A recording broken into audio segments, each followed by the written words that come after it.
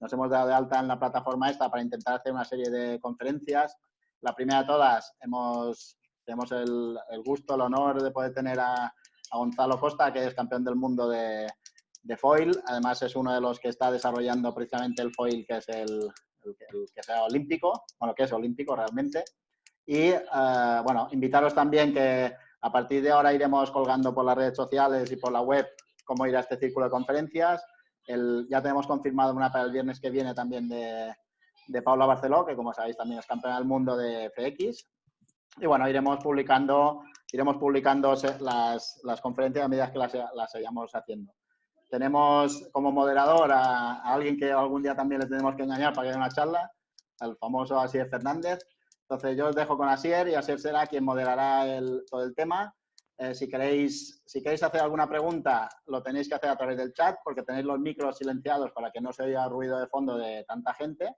Y entonces, pues Asier irá filtrando esas preguntas de tal manera que entre las que ya habéis mandado vía web, pues Asier se encargará de las que vais haciendo vía chat, pues ir metiéndolas dentro de la charla. Entonces, el que quiera hacer preguntas, pues la va a hacer a través del chat y Asier buscará el momento para meter esa pregunta. Entonces, os dejo con Asier y bueno, y espero que disfrutéis de todas estas conferencias. Gracias a todos. Muchas gracias, Chisco. Gracias a todos por estar en esta presencia virtual, en este inicio de charlas de la Federación Balear de Vela. Gracias a la Federación por poder aportar su plataforma para intentar conectar con todos y acercar el mar a todos.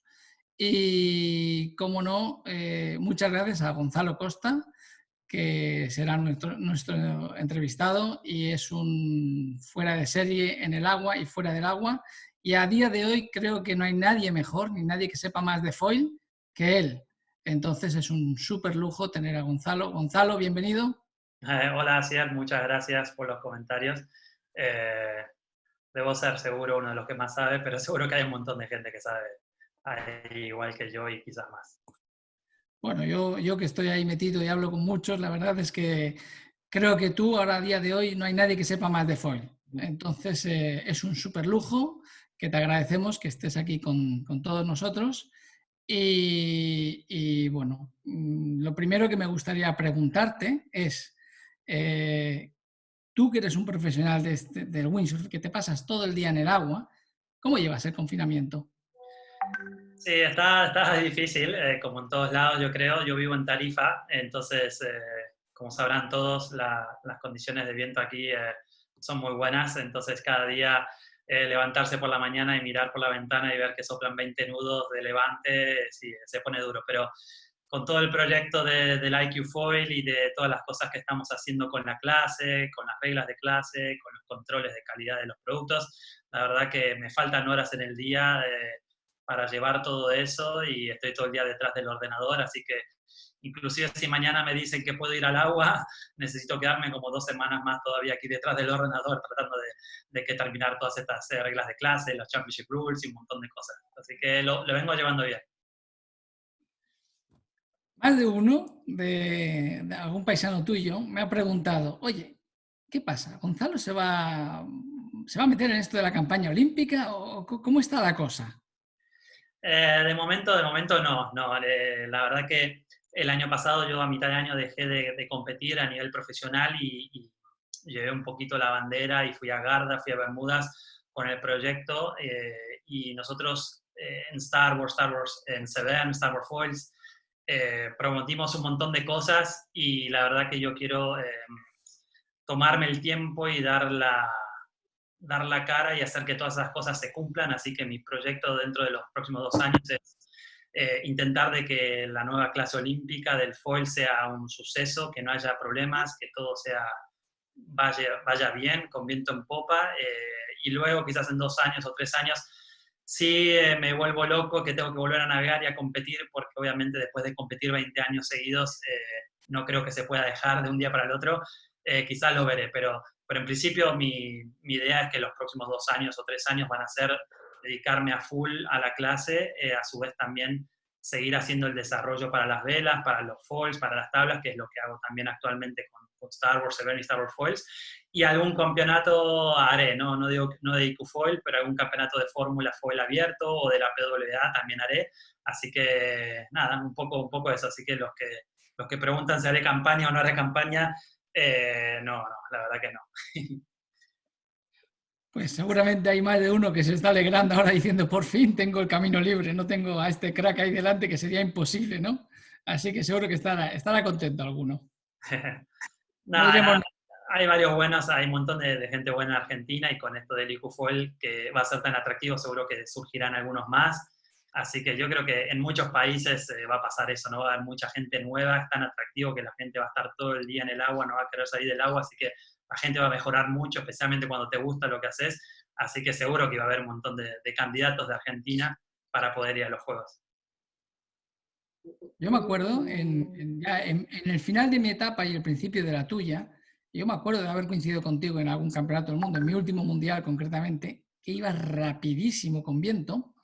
Y bueno, entonces, normalmente la gente de modalidad olímpica de repente no aparece dentro de una marca líder como es Starboard o de cualquier otra marca y se queda ahí en el windsurf profesional.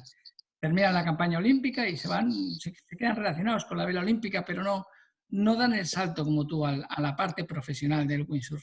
¿Podrías explicarnos un poco cómo ocurrió eso? ¿Cómo pudo ser? Sí, bueno, sí, como dices, en el 97 yo fui campeón mundial juvenil de Mistral. Después en el 98 salí tercero en el mundial juvenil, y en el mundial de mayores, en ese que coincidimos, la primera regata de la flota de oro la gané yo, que fue la primera que hubo viento, ¿no? Me acuerdo que cuando crucé la llegada todos me miraban de los bostos y este quién es, no tenían ni idea. Yo también estaba muy sorprendido, pero también eso se dio porque yo ya estaba un poco más pesado para lo que era el peso quizás ideal de Mistral, entonces yo ya pesaba quizás 74, 75, y eso lo que me hizo hacer fue tomar la decisión de, cuando terminé el colegio ese año, de empezar a estudiar arquitectura, y me pasé a la tabla corta, lo que era fórmula, y hice un par de campeonatos más de Mistral, pero bueno, ahí orienté mi vida a los estudios, a la arquitectura. Y en el 2000 fui a competir a un campeonato en Estados Unidos de fórmula con un par de amigos de Argentina, y ahí me fue muy bien. Marina está conectada aquí. Y ahí en un primer momento, como fue también en el US Open, me invitaron la gente de Starboard y de Nipra a ir a competir a Asia. Ahí me fue también, segundo quedé en el campeonato asiático, y de ahí me dijeron que por qué no iba al lago de Garda a hacer el primer Eurocup del año en abril.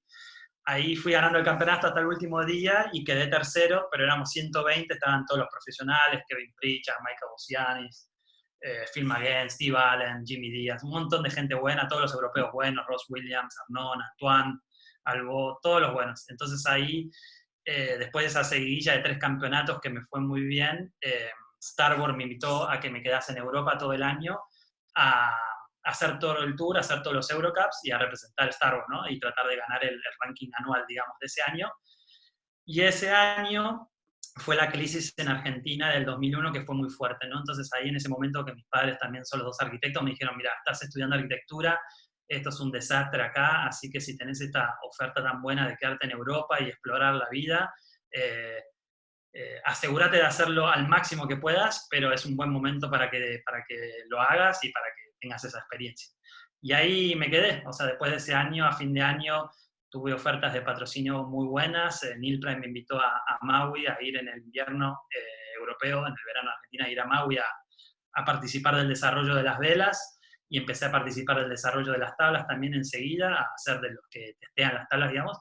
Y ahí arranqué y ahí quedé, y después ahora de 20 años casi, sí, bueno, 20 años quizás, aquí estoy, en otra posición, ¿no? Pero bueno, por eso quizás sí fue uno de los pocos que venían de clase olímpica, que quizás le fue bien, ¿no? En el mundo profesional, como decías antes, gané un mundial, mandé un mundial de fórmula, hice 7 podios más en mundial de fórmula, gané un mundial de slalom de la IFCA, hice podios en campeonatos de slalom, y bueno, después gané el mundial de fórmula foil, gané el primer año de la PWA del Campeonato del Mundo Profesional de Foil.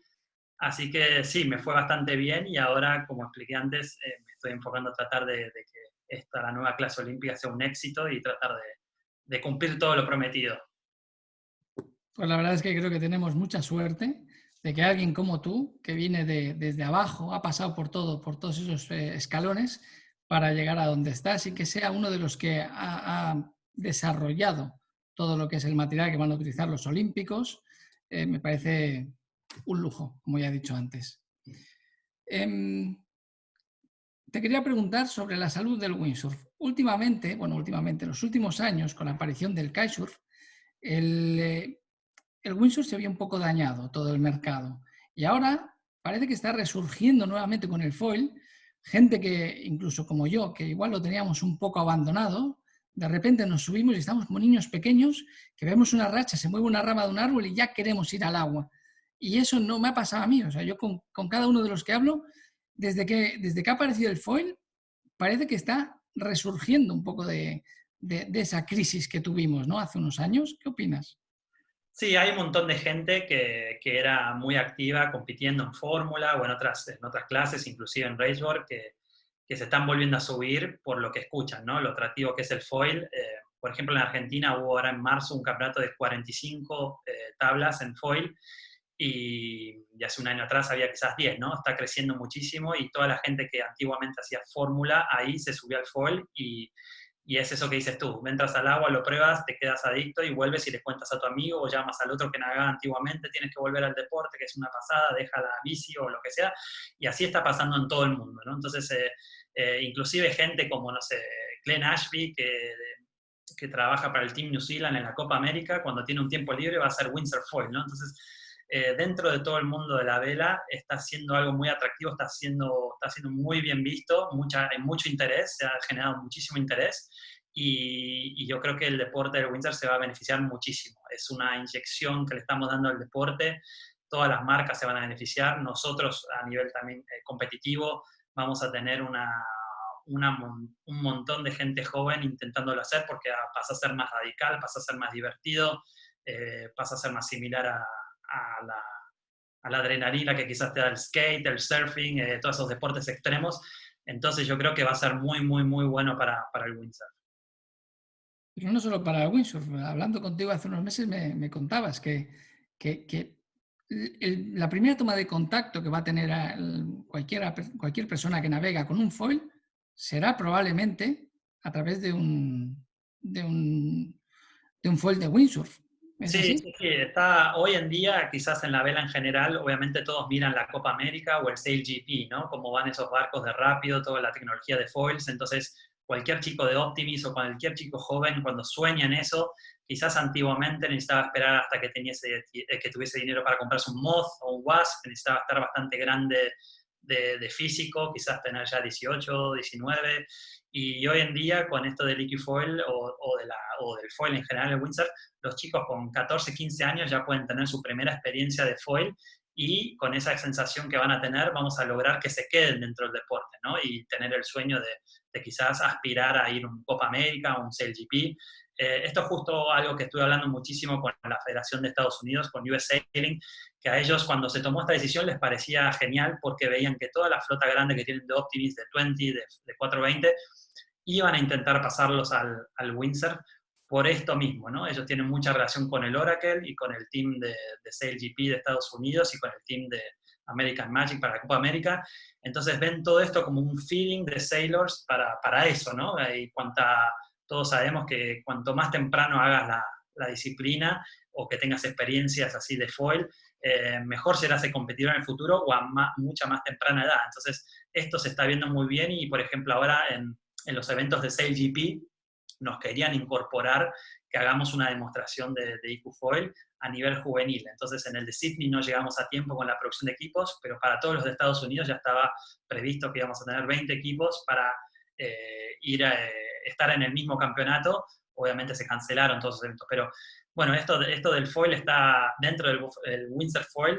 Estamos logrando meternos en esos eventos tan importantes, y eso es lo que ven, ¿no? Ellos necesitan tener una camada joven de chicos que quieran aspirar a ir a eso. Entonces yo creo que vamos a ser la principal clase que va a poder proveer esos chicos, y vamos a captar mucha gente de las otras clases, del Optimis, del 20, del 420, e inclusive de gente más grande, ¿no? Los chicos de fin, que son más pesados, también van a tener chance. De muchas clases van a venir ahora al windsurf, yo creo. Por ejemplo, si tuvieras que recomendar a alguien que se está iniciando en el windfoil, en el windsurf foil, ¿qué le dirías? ¿Qué se tiene que comprar? ¿Un foil de race? ¿Una tabla de slalom? ¿Qué tipo de vela tendría que llevar? Sí, depende un poco qué experiencia tienen, ¿no? Si ya saben hacer windsurf, bien, qué nivel tengan, ¿no? El foil de race de Starboard, que es muy similar, bueno, es casi idéntico al del IQ Foil, es un foil que es muy fácil de aprender también, ¿no? Entonces, si ya tienes buen nivel de navegar en Tecno o en RCX o de slalom o un nivel avanzado de freeride, podrías comprarte ese, teniendo en cuenta que en algún día querrías competir, ¿no? De que querías hacer regatas. Si no tienes en tu mira el tema de la competición, hay foils que tienen alas un poquito más grandes, más superficie, más gordas, con más espesor, que son más fáciles y lo que hacen es que a muy poca velocidad logras levantar y empezar a foilear, ¿no? Como son las que se usan en un SUP o en un wing. Entonces esos foils son más fáciles para aprender y al poder ir más lento arriba, la evolución es muy fácil y los primeros comienzos no te dan miedo ni nada, ¿no? Entonces, es un poquito, esos son los dos escenarios que veo, ¿no? Los que ya vienen de Tecno o de Fórmula o de Slalom o de un nivel alto de freeride y tienen la intención de competir, pueden ir directamente al de Race, y los otros que están más orientados al freeride pueden comprarse un foil de freeride o un foil así de esos grandes, de Super Cruise se llama el de Star Wars, por ejemplo, que es con las alas más gordas y más anchas. Al tema de tablas, una tabla de 125 litros para arriba, de 75 de ancho más o menos para arriba, yo creo que es ideal. Tablas más pequeñas sería difícil. Y clave, velas pequeñas. Las velas pequeñas lo hacen más fácil. El foil en sí, ya cuando empiezas a deslizarte, te quiere hacer levantar la tabla, entonces no necesitas tener tanta vela, y cuando estás en el aire, una vela más pequeña siempre es más fácil de controlar y de aprender a trabuchar en el aire o controlar el vuelo, digamos. Entonces, a nivel velas pequeñas, quizás menos de 7-8, tablas de 125 litros, 75 de ancho, y obviamente todo el material antiguo de Fórmula o las tablas antiguas de 85 de ancho de slalom, que son las que usamos en la PWA para poco viento, son muy buenas también, y las velas de 7-8 que puede ser de Tecno, o 6-8 de Tecno, o una 7-8 de slalom, y obviamente todas las velas de freeride, todas esas van muy bien. Obviamente ahora tenemos equipos específicos de foils que sería lo ideal, ¿no? Una tabla de foil específica para foil, una vela específica de foil, son muy ligeras, muy ligeras, tienen una botavara un poquito más corta, son quizás un poco más high aspect, que quiere decir que el mástil es más largo y la botavara más corta, tienen ciertas características que te hacen avanzar más rápido y que sea todo más controlado y que tengas un nivel de placer al navegar y un control muchísimo mejor, ¿no? Las tablas de foil son más anchas atrás, no tienen ese outline tan redondo. Entonces, el equipo específico de foil obviamente sería la mejor opción, ¿no? Ahí cada uno tiene que estudiar su poder de poder invertir de entrada o no de entrada, pero está clarísimo que cuando la gente lo prueba, se queda en el deporte y van a seguir haciendo una evolución en el material, ¿no? En cuanto, por ejemplo, a la decisión de World Sailing de introducir el foil como clase olímpica, el IQ Foil, ¿crees que va a conseguir eso, ampliar el número de participantes, que va a unir la flota que había antes en la playa, que era como la RSX eran los olímpicos por un lado, la gente de slalom por el otro, la gente del freestyle por otro, y estábamos todos separados, parecía que no éramos amigos ni que practicábamos el mismo deporte? ¿Crees que esta decisión de World Sailing puede hacer que todo eso se unifique y que seamos más? Y cuantos más seamos, más reiremos, ¿puede ser? Sí, yo creo que sí, absolutamente sí. El foil está existiendo casi hace 4 años, o sea, existía ya hace un buen tiempo atrás, estaba Rush Randall en Maui probando prototipos de foil hace 20, 22 años así de aluminio, que yo me acuerdo que hicimos un par de photoshoots de Nilpra y él estaba allí.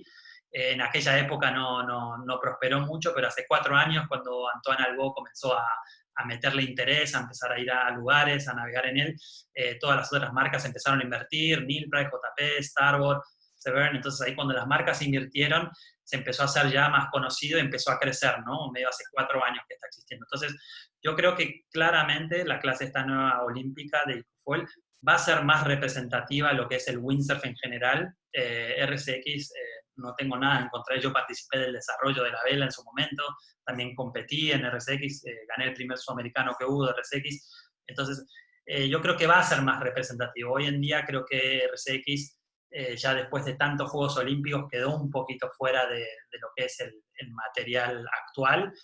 No está representativo. Si uno va, no sé, por ejemplo, al lago de Garda, hay 1 millón de personas nadando en freeride o en equipamiento de slalom. Están empezando con el foil. En Francia también, la flota de slalom es muy, muy fuerte. La gente del sur de Francia están con la de FI, hacen largas distancias, todos esos eventos, y no se ve tanta flota de RCX, digamos, o tablas similares a eso. Entonces, yo creo que el foil va a ser bastante más representativo y va a atraer mucho. Y ya que me diste pie a esto, el tema de las disciplinas que vamos a incluir en el IQ Foil, la idea es tener 3 formatos, ¿no? Que un formato sea el formato de slalom con menos de 10 nudos, otro formato sea la larga distancia y otro formato sea cenida popa, ¿no? El más tradicional. Con el tema de lo exitoso que es el de FIWIN y estas regatas donde se juntan 1.500 corredores y lo atractivo que son mediáticamente, World Sailing nos recomendó de que sería ideal que en cada campeonato que hagamos de IQ Foil haya un día que sea una larga distancia. Sea en Garda, se hará una larga distancia de Malcesine a Torbole, sea en, ¿qué otro ejemplo puede haber? En Silvaplana, en Suiza, está la tradicional maratón, que son 5 vueltas al lago. Todos estos lugares mediáticamente han sido siempre muy buenas estas regatas, entonces eso, han prosperado un montón de tiempo. Entonces eso va a ser uno de los formatos. El tema de cenida pop obviamente es el más tradicional dentro de la vela, y el tema de slalom con menos de 10 nudos es un formato que se eligió hacer porque quizás el slalom dentro del windsurf es la categoría que existe, que hace más tiempo que se hace. En la PWA, por ejemplo, es el formato que más éxito tuvo, es el más mediático, es el más fácil de entender. Y World Sailing estaba teniendo un problema que con muy poquito viento, las regatas de vela quizás terminaban siendo aburridas a las imágenes, ¿no? Que se recolectaban, ¿no? Una regata de poco viento de barcos quizás no atraía mucho y no atrae al público en general, que no tiene nada que ver con la vela, lo más mínimo, ¿no?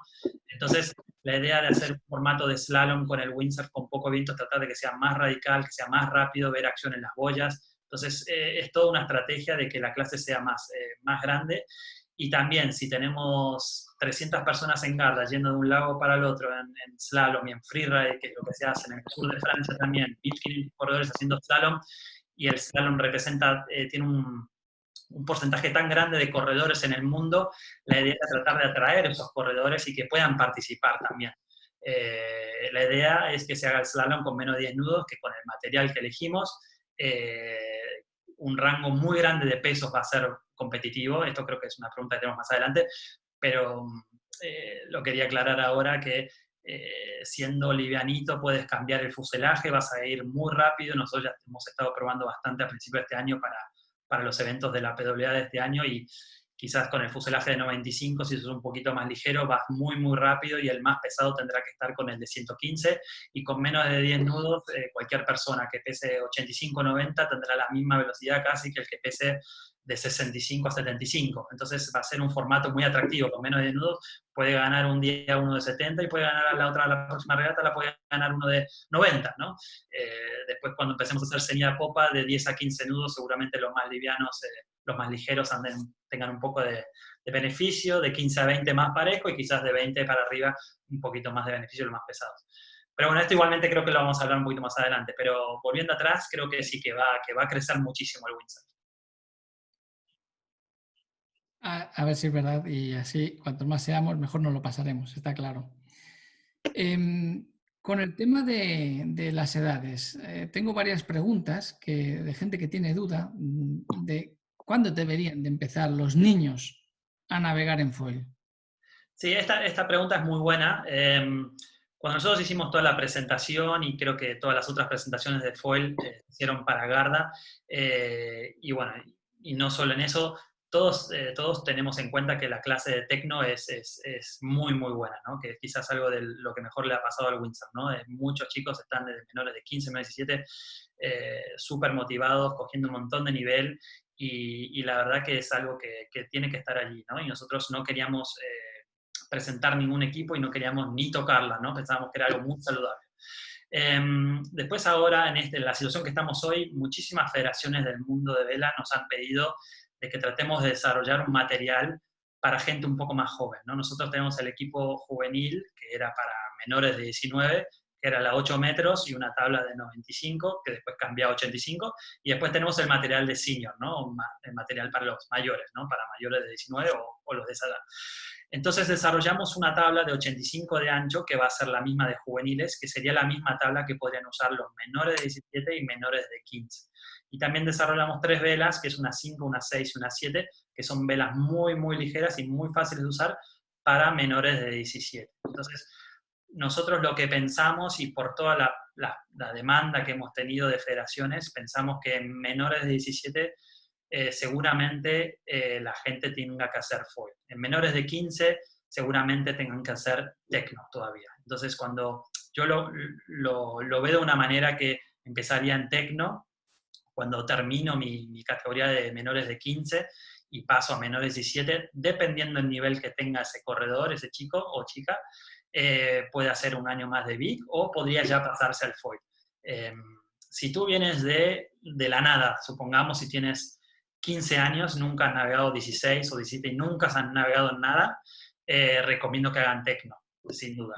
Y si tú vienes digamos, de Optimis o de 420 o de 29er y ya tienes tu experiencia de vela, ¿no? Que ya sabes correr, ya sabes largar, ya tienes todo ese roce de competición, sí quizás recomiendo que si tienes más de 15 años, hagas directamente foil, porque vas a poder aprender la misma tabla que estamos presentando para juveniles y juniors. Se le puede agregar una aleta en el medio que te hace de orza y puedes aprender a navegar, a hacer windsurf con una tabla de esas, con una vela pequeña. Luego vas a poder tener tus primeras experiencias de planeo, quitándole esa aleta del medio y usando la tabla como si fuese una tabla de fórmula, digamos. Vas a aprender a orzar, vas a aprender a trabuchar, y luego esa misma tabla es la que vas a terminar usando para aprender a hacer foil y para competir en foil en toda tu carrera de menores de 17 y menores de 19. Un punto muy importante aquí es que lo que estamos tratando de lograr es que la tabla que se usa en menores de 17 sea la misma tabla que se va a usar en menores de 19, y lo es. Entonces, cuando un chico ya termina su carrera en menores de 17, antiguamente tenía que vender su material de tecno y tenía que comprar todo el material de RCX. Entonces, el costo económico era muy alto. A su vez terminaban el colegio, los padres pensaban que quizás ese costo era muy grande, el costo a nivel técnica y performance en el agua cuando entran a RCX quizás están muy nuevos para hacer RCX, ven que los primeros campeonatos no le van muy bien. Entonces, en ese momento muchos de estos chicos que habían venido de Tecno, que habíamos generado un montón de chicos, se bajan, no quieren navegar más, los perdemos, ¿no? Se pierden. Entonces, lo que estamos tratando de hacer es que en esa transición de menores de 17 a menores de 19, la transición sea lo más suave posible. Entonces, al tener la misma tabla y solo lo que habría que hacer es cambiar la vela y el ala delantera, el costo va a ser muy bajo. Creo que es algo de 1.600 euros lo que te costaría pasar de menores de 17 a menores de 19, cuando antiguamente tenías que de Tecno pasar a RCX y te tenías que comprar todo un material nuevo de RCX de 7.500 o lo que sale un material de RCX. Entonces, la transición sería muchísimo más suave. Pero está claro que Big Tecno es una muy buena clase, yo recomiendo que se haga, y es un poquito lo que expliqué antes, ¿no? Si tú hacías Big Tecno ya de menores de 15, luego de menores de 15 podrías ya pasar al foil, dependiendo de tu nivel. Si vienes de Optimis y de 20 o de cualquier otra clase, no importa mucho la edad que tengas, podrías empezar con el foil, con estas tablas que puedes hacer tu cadena así de slalom, de fórmula, aprender a trabuchar. Y si no tienes idea de nada, no importa mucho la edad, sí te tendrías que hacer un par de años de tecno para poder aprender lo que es la regata, aprender los primeros pasos, saber más de lo que es una orza, todas esas cosas. Es un poquito lo que nosotros vemos, ¿no? Y es lo que nos fueron pidiendo las federaciones. Quizás la Federación Francesa fue la primera que incursionó en esto. Ellos van a tener una flota de menores de 15 y menores de 17 de foil. Y dicen que para ellos, si la clase olímpica es el foil, cuanto a mayor temprana edad lo puedan incluir dentro de su flota, mejores van a ser esos navegantes. Y acá tengo un buen ejemplo de que eso quizás sí es lo que acontece.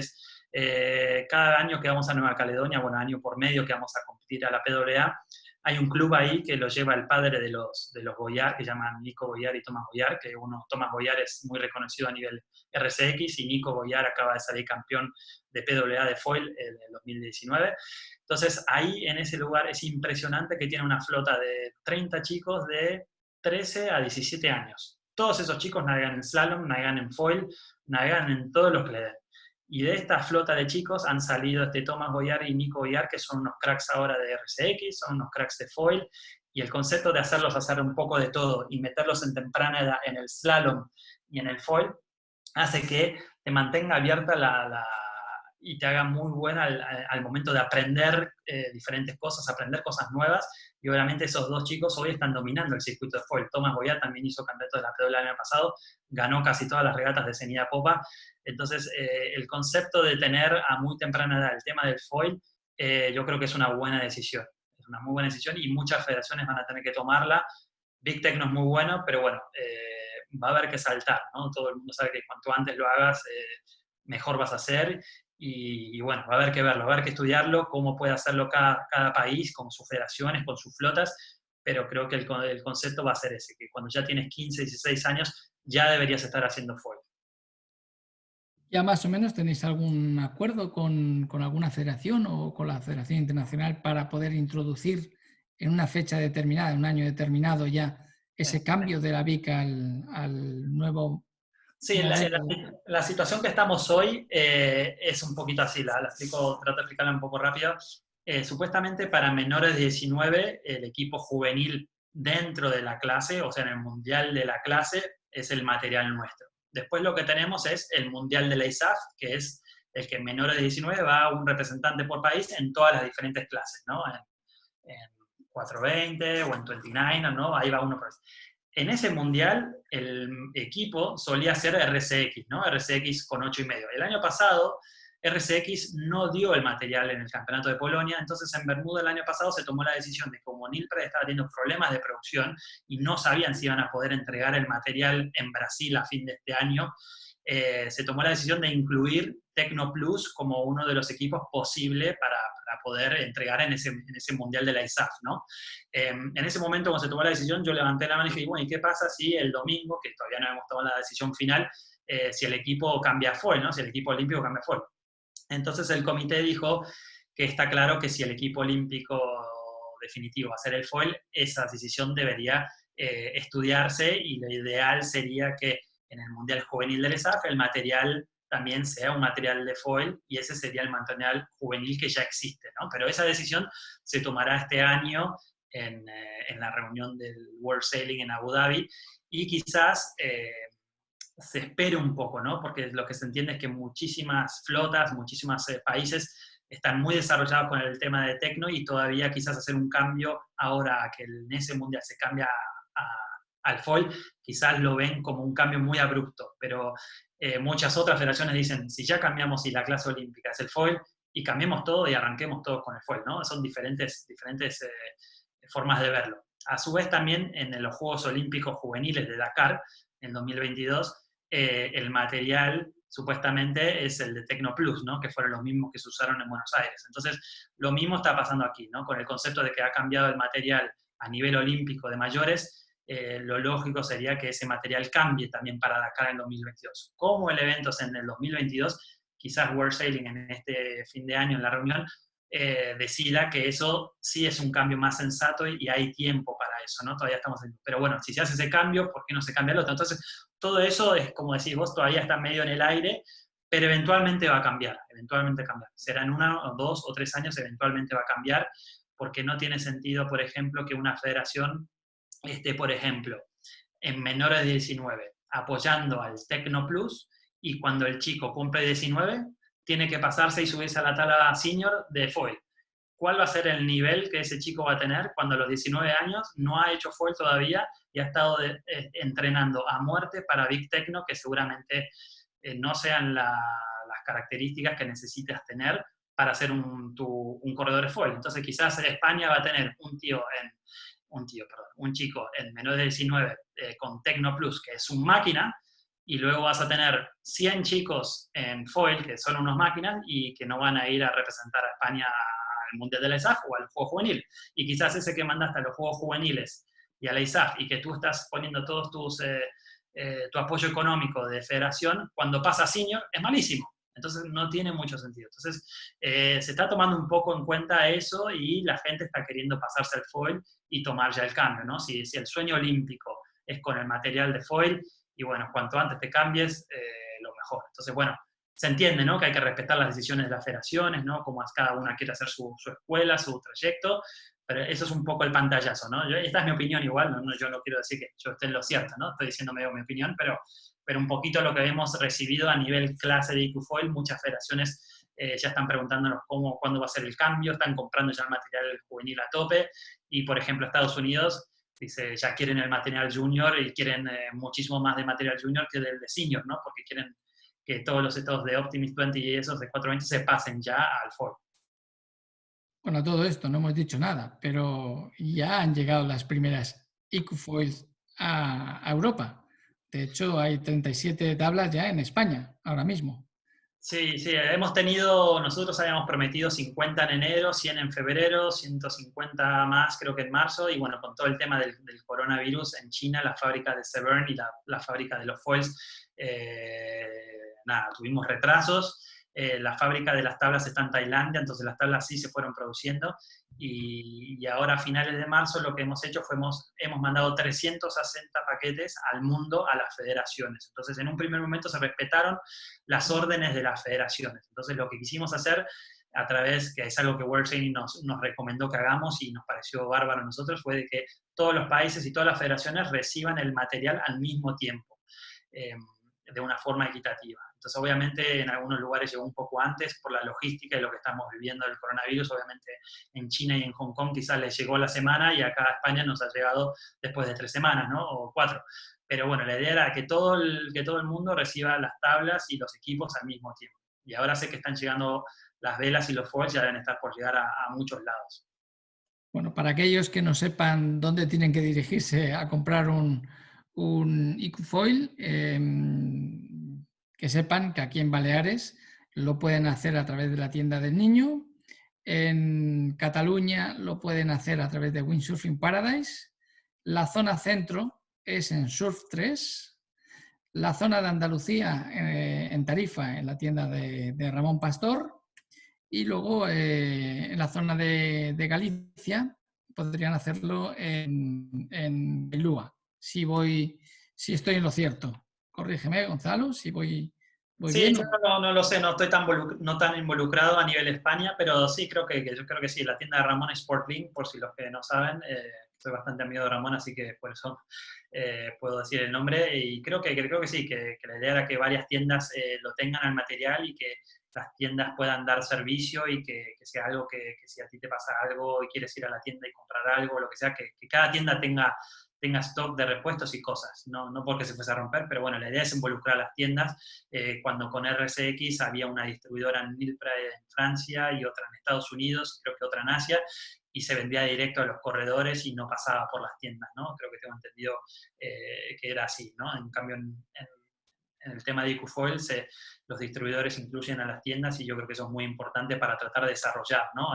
Ramón aquí está tratando de hacer lo posible para que haya más gente metiéndose, tratando de buscar jóvenes, y así lo mismo supongo que pasará en todos los lugares, ¿no? Involucrar a los jóvenes y que cada tienda haga su trabajo para que crezca el deporte. Así es, se nos ha facilitado bastante la vida, no podemos poner muchas excusas ahora. El que no navegue es porque no quiere, no porque no se lo hayan puesto fácil. Bueno, a mí me gustaría comentar que tú, además de corredor de Starboard, también eres el que ayudas con los desarrollos tanto de velas, de tablas, de foils, de todo. Explícanos cómo funciona un poco todo ese proceso, porque supongo que hay un ingeniero detrás de todo esto, que es el que diseña con una VPP, le dice esto es el ideal, esto es lo que tendría que ser, y cuando te llega a ti, luego igual eso no es tan fácil como para navegar con él como lo que parece que tendría que ser sobre el papel. ¿Puedes explicarnos un poco todo ese procedimiento, por favor?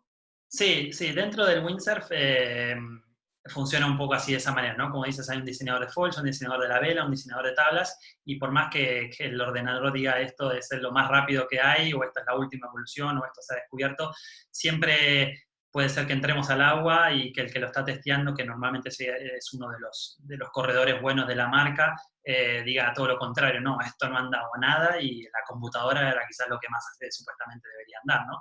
Entonces, siempre, por lo que he visto y por la experiencia que tengo, es muy importante la comunicación, ¿no? Entre el corredor y el main tester, digamos, el tester principal, con el diseñador. Entonces, yo tengo ese rol dentro de Star Wars Severn y Star Wars Foils. Soy el tester principal para todos los productos de racing, de tabla corta, ¿no? Fórmula, foils y slalom.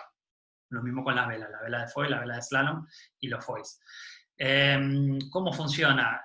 Por lo general, hacemos un trabajo en conjunto, por ejemplo, en mi caso, con Matteo Iachino, que es el chico de Italia que corre para Star Wars Event y que es muy bueno en la PWA, que ha salido subcampeón del mundo el año pasado, ha tenido un título mundial. Entonces, en colaboración con él, hacemos test en el agua, en parejas, y vamos probando prototipos, velas, y en base a cómo nos va yendo los resultados en los campeonatos, empezamos a descubrir cuáles son los puntos críticos que tenemos que evolucionar, ¿no? Entonces, esa información nosotros podemos decirle, por ejemplo, un ejemplo, ¿no? Que cada vez que largamos en un hit de slalom, largamos mal porque nuestra vela no tiene muy buena aceleración, ¿no? Entonces, eso se lo comunicamos al diseñador de las velas, a Ben Severn, y él enseguida empieza a pensar conceptos de cómo podríamos hacer que una vela sea más ágil y que tenga más aceleración, ¿no? Que en muy pocos segundos llegues de tu 3/4 de velocidad a la máxima velocidad.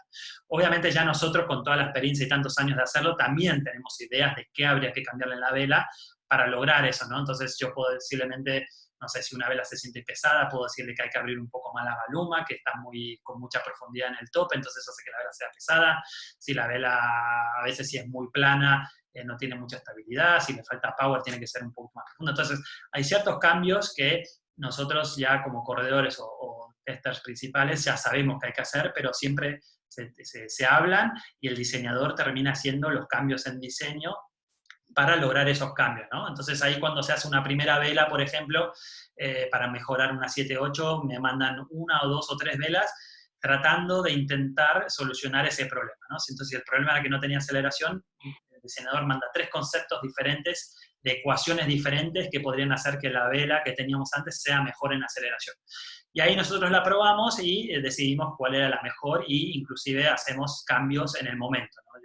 Me han visto varias veces en la playa con las tijeras y con el tape, recortando velas, abriendo baluma, cerrando baluma, haciendo correcciones, cambiando sables y todo eso para tratar de que la evolución sea más rápida y no tener que estar esperando a que me manden otro prototipo. Y así, después de quizás 5, 6 o 7 velas por tamaño, es como se hace la evolución y logramos tener un producto de que sea una evolución del producto anterior. Lo mismo pasa con las tablas. Las tablas, Star Wars es sabido que es la marca que más invierte en el desarrollo. Hacemos como mínimo unas 30, 40 tablas de slalom para mejorar el rango, que cada una de esas tablas tiene una evolución también. Tenemos muchos pedacitos que se pueden sacar y poner. Con los foils, un poco lo mismo. Nosotros cuando arrancamos hace 4 años tomamos la decisión de hacer un diseño de foil modular, que quiere decir que tenemos el mástil del foil, el fuselaje y las alas, y todo se puede desarmar, digamos, ¿no? Entonces, cuando queríamos testear fuselajes, podíamos probar fuselajes de cada 2 centímetros de largo de diferencia, y no teníamos el mástil pegado al fuselaje como tiene otras marcas. Entonces, de repente, llegamos a una evolución o a un fuselaje muy bueno. Cuando todo el mundo tenía un fuselaje que era 75 de largo, nosotros lanzamos al mercado uno de 115 de largo. Entonces, obviamente en ese primer momento todo el mundo competía con el foil de Star Wars. Entonces, esa evolución que logramos hacer tan rápida fue por tomar la decisión de hacer un desarrollo modular, ¿no? Podíamos desarrollar el fuselaje, las alas aparte y el mástil aparte. Y entonces también el tema del concepto de la filosofía de Star Wars, ¿no? Star Wars siempre se reconoció por ser una tabla muy, muy fácil, una tabla que cualquiera que tenía más o menos un buen nivel podía subirse y andar muy bien. Cuando otras marcas, yo cuando competía para F2, eran tablas que eran buenísimas, muy, muy rápidas, pero eran shapes muy agresivos, ¿no? Entonces tenías que tener un nivel muy alto para ser bueno. Entonces, a nivel de la PWA, sí, F2 tenía excelentes resultados, pero a un nivel un poquito más amateur, nadie le hacía andar a la F2, porque la gente se volaba, era muy técnica, muy difícil. Entonces, ese concepto de Starboard, de hacer siempre productos que sean buenos pero fáciles, fue lo que hicieron que la marca sea tan buena, ¿no? Entonces, ¿cómo hacemos eso, no? Nosotros probamos una tabla con Mateo, la probó yo, y después esa misma tabla que nosotros decidimos que para nosotros era la mejor, se la entregamos a gente que tiene menos nivel, y hacen un test con esa gente de menos nivel, y ellos la tienen que aprobar también, no solo la aprobamos nosotros, ellos también la aprueban. Y cuando ellos la aprueban, y si ellos no la aprueban, tenemos que volver atrás y tenemos que volver a hacer algo que sea más fácil. Que obviamente para nosotros, cuando vienen con eso, decimos, no, ¿cómo puede ser? Si la tabla esa era buenísima, me da igual que uno que no navega muy bien la sienta que es difícil. Pero bueno, es la política de Starboard, y así es el éxito que han tenido de hace más de 20 años, de que tengan las tablas más fáciles y más rápidas, ¿no? Entonces, ese concepto es un poco lo que hacemos. Y mi trabajo es eso, ¿no? El tema de los foils, las tablas y las velas, entrar al agua, descubrir qué es lo que hay que modificar, qué hacer, mandarle la información al desarrollador, recibir nuevas, y así todo el año yendo y viniendo hasta que tenemos un producto que es superior al que teníamos en el mercado ese mismo año. Que sepas que tengo un par de amigos que me están preguntando si estáis buscando probadores con poco nivel para ofrecerse a voluntarios. Te lo digo porque Claro, yo el primero, ¿eh? Que se acerquen a Tía Tarifa, que les digo las fechas que haremos el desarrollo, así nos ahorramos tener que ir a otro sitio. Muy bien. A mí me gustaría que explicaras por qué la tabla IQ-Foil es de 95 de ancho y no es de 100, por ejemplo. ¿Cuál fue el motivo? Sí, el motivo fue, originalmente cuando empezamos con todo el concepto de IQ-Foil, nuestra principal adversidad era que la tabla planee rápida, ¿no? Uno de los puntos en contra era que RSX podía competir con 3, 4, 5, 6 nudos, y que con el foil no se podría, ¿no? Entonces, para tratar de solucionar ese tema, pensamos dentro de nuestro rango de tablas cuál era la tabla que planeaba lo antes posible. Entonces, la tabla que planeaba lo antes posible era la de 1 metro de fórmula, ¿no? Entonces, hicimos casi todo el desarrollo con la tabla de fórmula, y luego, cuando empezó a haber más viento, si querías hacer un reach o querías hacer esos recorridos, la tabla de fórmula queda un poco grande, y empezamos a hacer cambios a la proa, a los espesores de volumen, a la entrada de aire en la proa. Empezamos a hacer diferentes cambios para que la tabla, aunque sea de 1 metro de ancho, sea muy buena y muy fácil de controlar con más viento. De repente llegó el día que nos dijeron que las tablas de 1 metro no pasan por los escáneres de los aeropuertos, que es verdad. Yo he ido a Portugal, que me han dejado abajo sin poder viajar porque la tabla no pasaba, no me dejaban pasarla así en diagonal, y nada, y te quedas abajo, ¿no? Entonces nos llegó la orden de decir que no era más de 1 metro, que había que hacerla de 95, porque en casi todos los escáneres del mundo de los aeropuertos, poniendo la tabla flat en el escáner, pasaba siendo de 95 y no de 1 metro. Entonces de repente tuvimos que volver atrás y hacer tablas de 95, y esa fue la única razón. Hacer una tabla de 95 que funcione igual de bien, con poco viento, que planee súper rápido, todas las mismas características, y que entre en un escáner. Así que esa es la única razón de por qué es una 95 y no de 1 metro. Pues había unos cuantos dándole vueltas de por qué, ahora ya lo tienen claro, ¿no? No tiene nada que ver con lo que es la navegación en sí. Algo mucho más simple. Sí, era eso. Una pregunta que tienen muchos también es el tema de las proas. Las proas, al final, como los que tenemos poco nivel, al final nos caemos mucho y las proas se nos destrozan. Entonces, Starboard está trabajando en hacer algo para evitar esa entrada y salida de los talleres de tablas. Sí, la verdad que sí, que no tener una catapulta en foil es raro no verla. Y en primer momento, lo primero que digo es, en Niku Foil, que vi que hay una pregunta un poquito más adelante, hemos reforzado muchísimo la tabla, la hemos reforzado mucho para que la tabla a las catapultas normales no se rompa. Obviamente una catapulta muy fuerte es un impacto muy fuerte, y para poner algo en la proa, para que no se parta, tenemos que poner, no sé, subirle 3 kilos de peso, y no era la idea, ¿no? Entonces, hemos reforzado mucho la tabla para que en ciertos lugares, no solo la proa, cuando entras al agua, si hay rompiente, el mástil te suele tocar a los costados, cuando dejas la vela en el agua, entre regata y regata, quizás el mástil también puede dañar la tabla. Ciertos sectores donde nosotros poníamos refuerzos, hemos reforzado bastante hemos reforzado bastante más, y lo hemos tenido en cuenta después de los trials en Garda, ¿no? En Garda en septiembre del año pasado. El tema de la proa también, hay unos desviators se llaman, y estamos trabajando con un par de accesorios para tratar de ofrecerlos para no destruir la proa, ¿no? Cuando te compras una tabla nueva y sales y en la primera intento te catapultas y le rajas la proa, la verdad que es una picardía, y además le empieza a entrar agua a la tabla y no te quiere volver a la playa porque quiere seguir probando. Entonces lo estamos estudiando, hay unos desviators y también unos protectores de proa que vamos a sacar algo al mercado para tratar de que eso que no suele pasar. Pero Niku Foil se ha reforzado muchísimo, el mismo la tabla juvenil como la tabla de senior se la ha reforzado muchísimo, muchísimo. Hasta ahora, las clases olímpicas suelen estar cerradas, es un monopolio. Entonces, ¿podrías explicar un poco cómo está ahora el tema de Star Wars? Si ¿podría yo ponerme a fabricar mañana tablas? Sin duda tú no. Sí, eso sí se entiende, ¿no? Se entiende también que hay una regla europea, ¿no? Que no puede haber monopolio, y también lo que pasó con Milpa y con RCX en el pasado, ¿no? Que hubo situaciones muy, muy difíciles de sobrevivir, como estar en Garda antes del Mundial y tener que levantarte a las 7 de la mañana para ir a un camión y recibir la aleta antes de entrar al día siguiente al campeonato, meterte al agua testial. Entonces el tema del monopolio no sirve.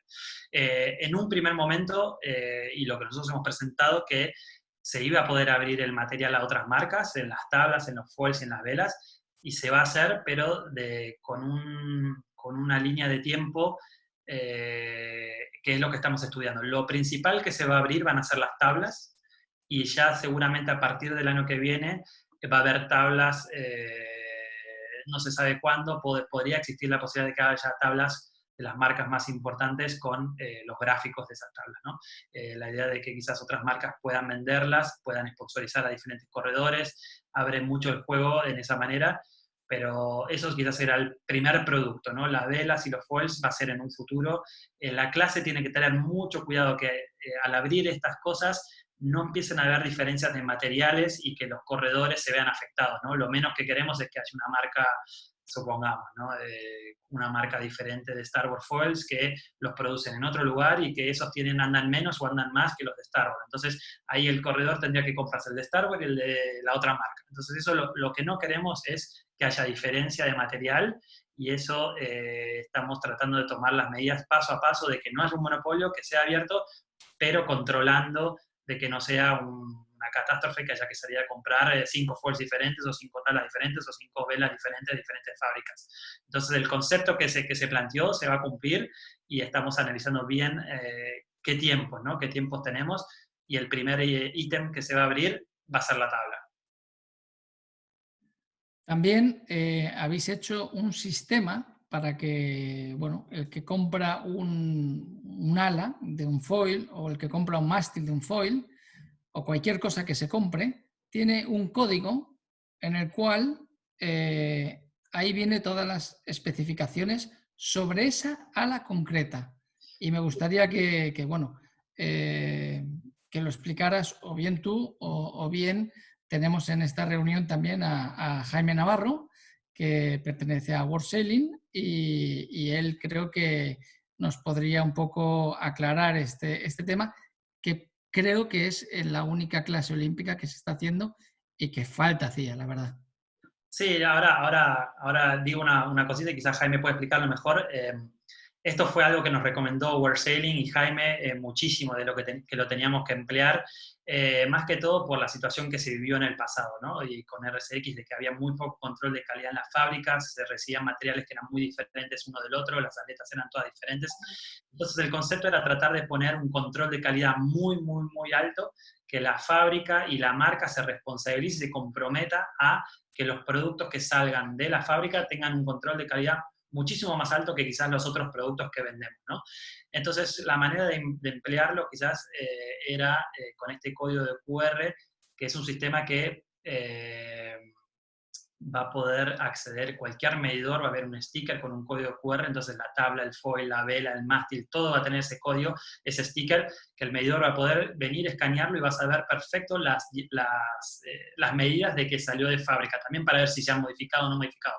Pero entonces eso en definitiva, por un lado, va a ayudar a la flota de que va a recibir material muy, muy similar el uno al otro, va a ayudar al sistema de medición y a su vez nos fuerza a nosotros como Starboard Severn y Starboard Foils y a las fábricas que nos producen a nosotros a ser extremadamente finos al nivel de producción. Si nosotros no producimos tablas o foils o alas o mástiles o velas dentro de los límites de parámetros que estipulamos con Jaime en conjunto, no pueden salir de la fábrica. Entonces, es un poquito lo que yo les cuento, pero quizás Jaime puede contar un poquito más. Yo aprovecho y voy al baño y vengo en un segundo. Hecho. Muchas gracias. Bueno, para quien no lo sepa, yo soy Jaime Navarro, me han invitado aquí a la charla, que me parece una genial iniciativa por parte de la Federación Balear, con la cual yo estoy ligado desde pequeño. Yo viví en Mallorca desde los 5 años y navegaba por Campastilla y después en la EVE, con Chisco, de hecho. Ahora estoy en World Sailing como director técnico, pero estoy aquí en mi capacidad como miembro del comité técnico de la clase y como medidor internacional. Pues un poco lo que ya ha contado Gonzalo, con IQ Foil y con todas las clases olímpicas lo que queremos hacer es establecer un control de calidad independiente por parte de World Sailing, y la verdad es que en este caso Starboard y todos los demás socios que producen el material para el IQ Foil pues han llevado la iniciativa un paso extra y se han comprometido a registrar todas las medidas de sus controles de producción y establecer un link a una pegatina con un código QR que llevará un holograma para que no se pueda cambiar, no se pueda hacer en casa, que identifique ese elemento, ese foil, ese wing, ese mástil, esa vela, el casco, todo lo que se ha establecido como un componente que World Sailing requiere un control, establecerán acceso a los medidores y a World Sailing para que puedan verificar que no se haya estado alterando a largo plazo. A día de hoy ya hay clases con las que también a iniciativa propia lo están introduciendo. El láser va a ser la siguiente, 49ers ya tienen algunas cosas introducidas, pero bueno, aquí estamos yendo un paso más y es lo que esperamos ver con todas las clases olímpicas moviéndonos hacia adelante. Pero lo ha dicho todo Gonzalo, si tenéis alguna pregunta estaré encantado de contestar más adelante. Gracias. Bueno, yo antes de empezar a pasarte preguntas que han ido haciendo nuestros usuarios, ¿vale?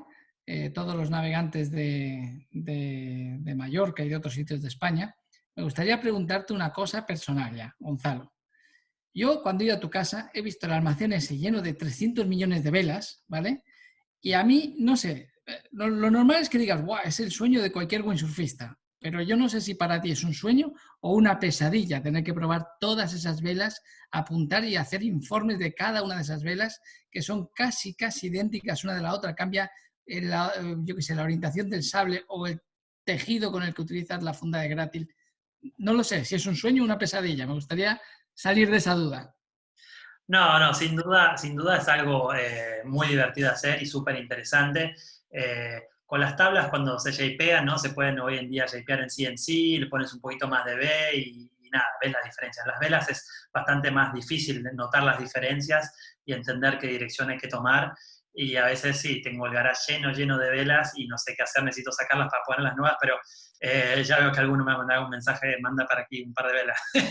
pero no, es algo súper interesante. Como contaba antes, estamos con las tijeras ahí en la playa haciendo modificaciones y entendiendo. Hemos probado, quizás cuando logramos un diseño que es muy bueno, probamos diferentes materiales, a ver cómo reacciona la vela, diferentes gratiles. En la IQ Foil se trabajó mucho con los gratiles para que tenga mejor rotación, para que no pierda estabilidad. El monofilm este colorado es un monofilm que es bastante más eficiente, anda más que el monofilm transparente, por eso lo fuimos incluyendo poco a poco en todos los rangos de las velas. Lo incluimos también ahora en la Mac 3 de Slalom, pero arrancó en la de Foil. Entonces, la verdad que está muy bueno, es un trabajo que está bueno y hay que tener mucha sensibilidad y también poder informar bien qué es la dirección, qué sacar de cada test. Quizás una vela no anda rápido, pero encontramos un par de cosas que son buenas, quizás el material nos gustó. Es un trabajo extenso y fino, pero está muy bien. Se puede poner a veces muy duro, por ejemplo, situación clásica acá en Tarifa, que quizás hay rompiente y estamos probando las velas de foil y cada vez que entramos y salimos del agua para hacer retoques hay que pasar la rompiente con el foil en la cabeza, salir de la playa, subir la vela al césped, de que hay que caminar unos 100, 150 metros. desmontarla, agarrar las tijeras, cortarla, pegarlo, volver, y para cambiar quizás 4 milímetros en una baluma en un paño del batten 2 al 3. Entonces, es extenso, es muy extenso. Pero bueno, así con estos cambios que hemos hecho, hemos mejorado. Quizás Severn fue la primera en sacar velas high aspect, de mástiles muy largos y de botadoras muy cortas. Y también fue la primera en descubrir el tema de cerrar mucho la baluma, de irnos del tema de slalom, velas de fórmula, que la baluma está muy abierta, o lo que se ve una vela de RCX cuando la cazas de abajo. Fuimos los primeros en eso, y eso fue de estar en la playa, en el Dos Mares, en Tarifa, y decir, bueno, vamos a probar aquí, cortar los 3 panes de arriba, cerrarlos, ver visualmente que no abra nada, salir al agua, y quizás esa vela que no andaba nada antes, de repente ser la más rápida. Y ahí, ese día, cuando yo ya lo venía haciendo, Mateo y otros más Tristan lo vieron, dijeron, wow, sí que valió la pena el esfuerzo y tomarte con todas estas cosas. Y obviamente cuando haces esos pasos y salen bien, es un placer enorme, ¿no? Entonces, el tema de las velas tiene un potencial, y no hay mucha gente quizás que haga ese trabajo, y no que se pueda. La mayoría de la gente espera que te manden un prototipo nuevo, y ahí pasan 2 semanas o 3 semanas, que venga de China, que es más económico hacerlo allí, que te lo mandan, que se queda en la aduana, que Jorge me ha ayudado millones de veces a que se nos quedaron las velas, los prototipos en la aduana, y bueno, todo un trabajo en conjunto, pero está muy bien. No sé si me desvío un poco del tema, pero el tema de las velas está muy bueno, muy interesante. Bueno, vamos a pasar ahora a las preguntas de muchos de los que nos están escuchando, y tienen una duda bastante simple. ¿Qué pasa si salen a navegar con 10 nudos, se alejan de la costa y sube a 18, 20 nudos? ¿Qué tienen que hacer para regresar a tierra con dignidad y no ser rescatados por salvamento marítimo? Bueno, en general suele pasar, ¿no? Eso, el primer cambio que deberías hacer quizás es intentar cazar un poquito más la vela de abajo, si puedes en el agua, si no te sale, mover el pie de mástil bien hacia adelante, ¿no? Lo primero que te dará control va a ser eso.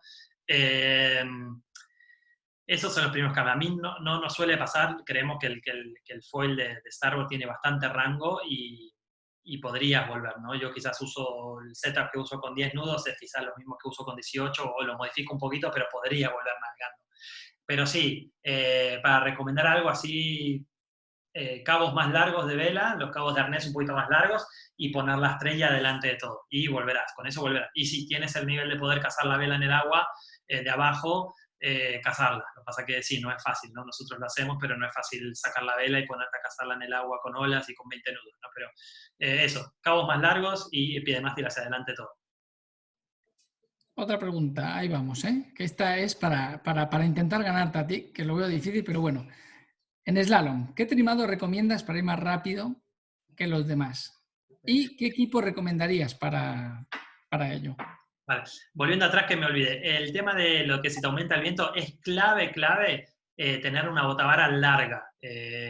Cuando uno sale a navegar en foil, no tienes que tener nunca la botavara al mínimo o justo, ¿no? Porque siempre si te pasa eso, que aumenta el viento, tienes la chance de cazarla bien de botavara al estilo Racewar antiguamente, que la matábamos con viento, y eso te da muchísimo control. Entonces, al momento de trimar la vela y armarla e ir para el agua, nunca está mal tener un puntito más de botavara, aunque no sería el ideal, ¿no? Si estás en el viento ideal, bueno, te sobró un punto.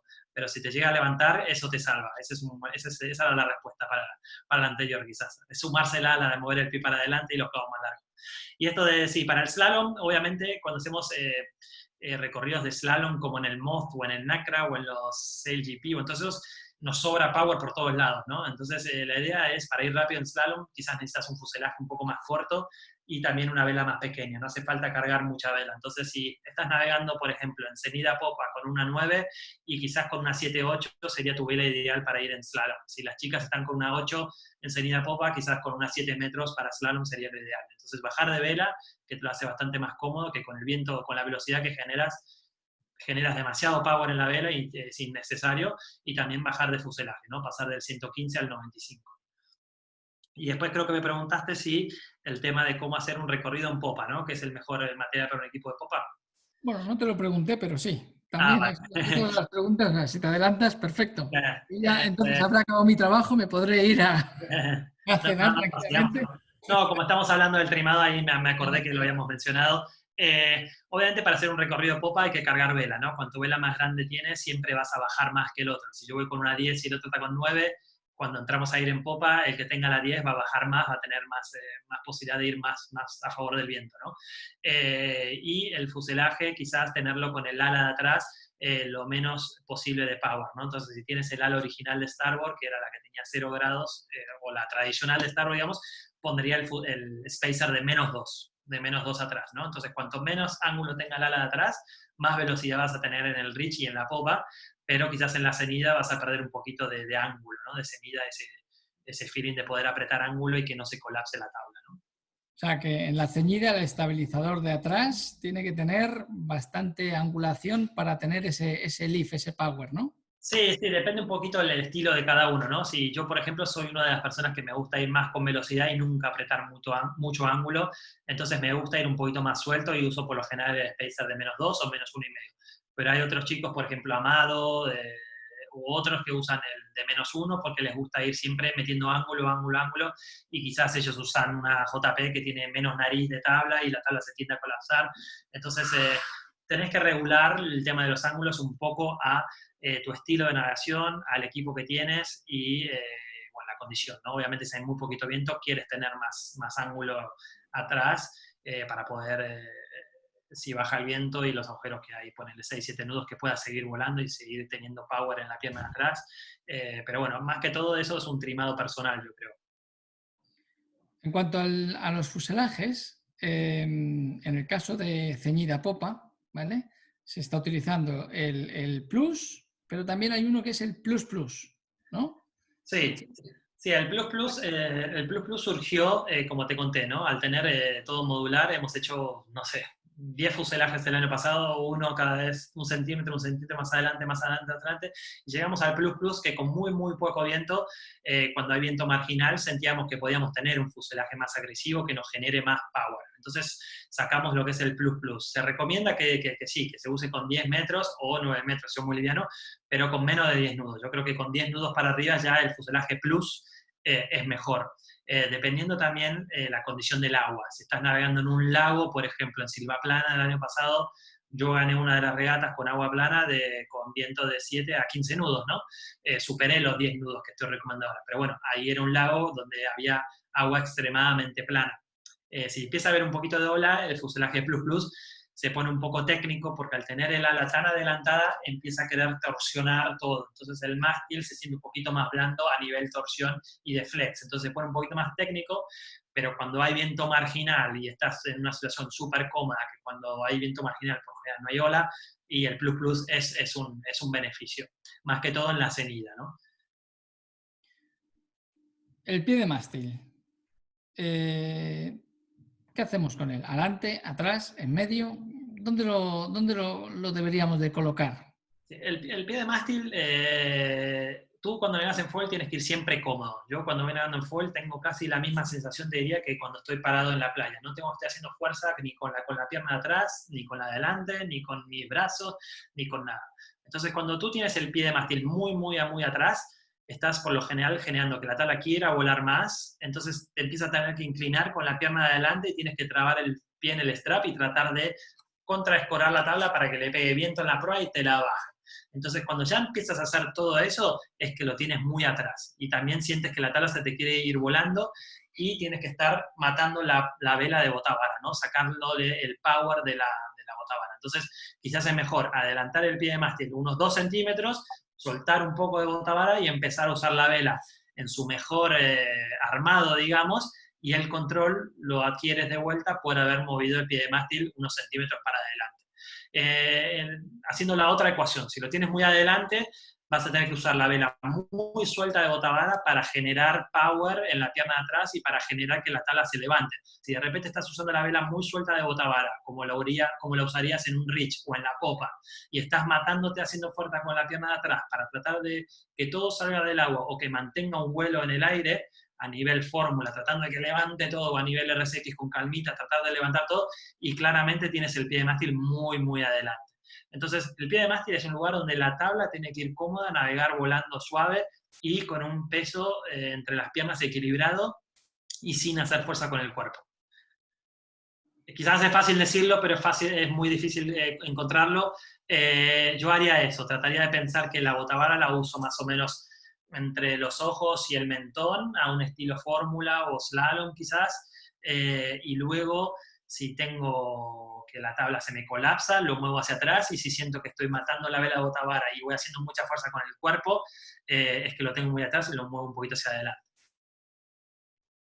Ahora que la IQ Foil es algo nuevo para todos, ¿no? Supongo que se están desarrollando unas reglas de clase, un reglamento, en el cual decís lo que se puede y lo que no se puede hacer en cuanto a los trimados, ¿no? Entonces,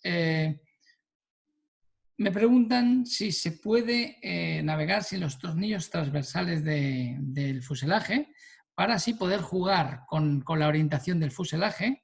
Y también, bueno, si se puede tocar la orientación de lo que sería el mástil del foil con respecto a la caja del foil, la caja de aleta, antiguamente. Sí.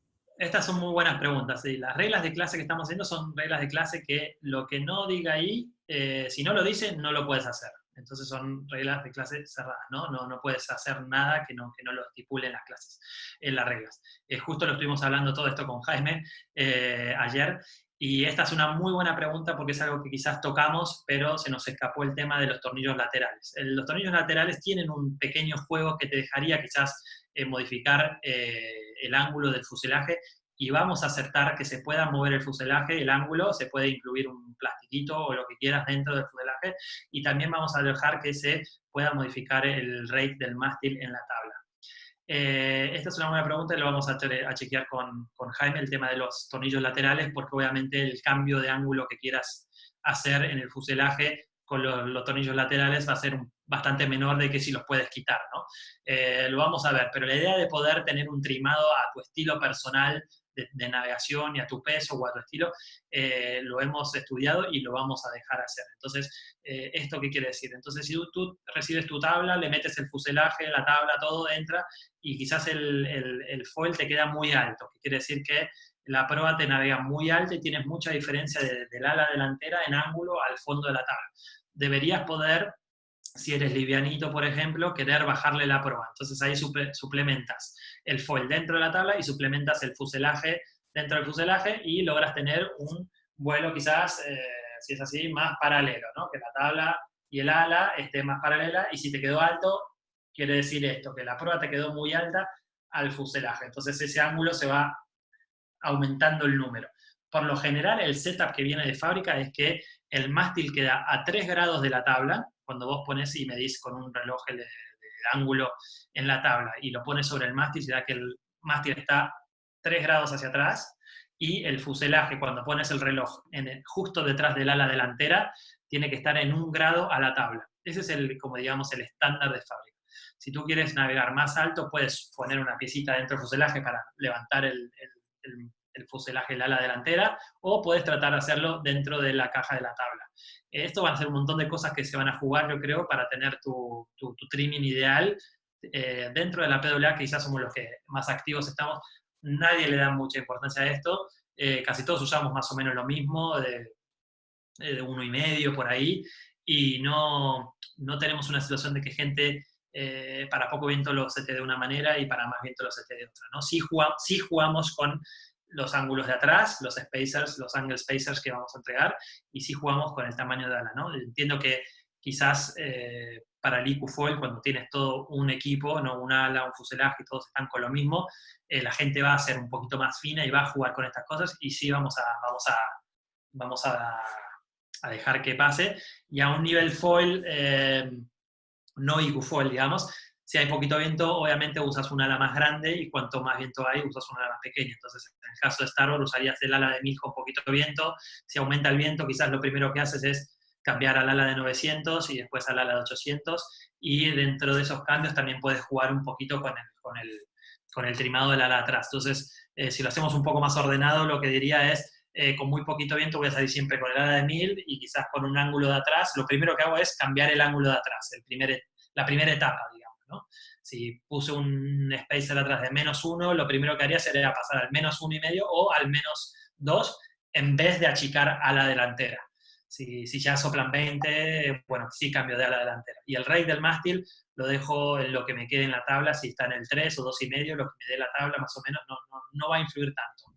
Definitivamente lo que cambia del rake del mástil, esos 3 grados, es un cambio de posición del ala delantera en la tabla donde la tienes debajo tú. Entonces no es tan importante. En cuanto al rake del mástil, Starboard ya cuando te vende el mástil, en el talón que se mete dentro de la caja, ya te viene con una especie de marquita que lo puedes cortar, supongo que es para tener un poco de juego, esa movilidad del rake.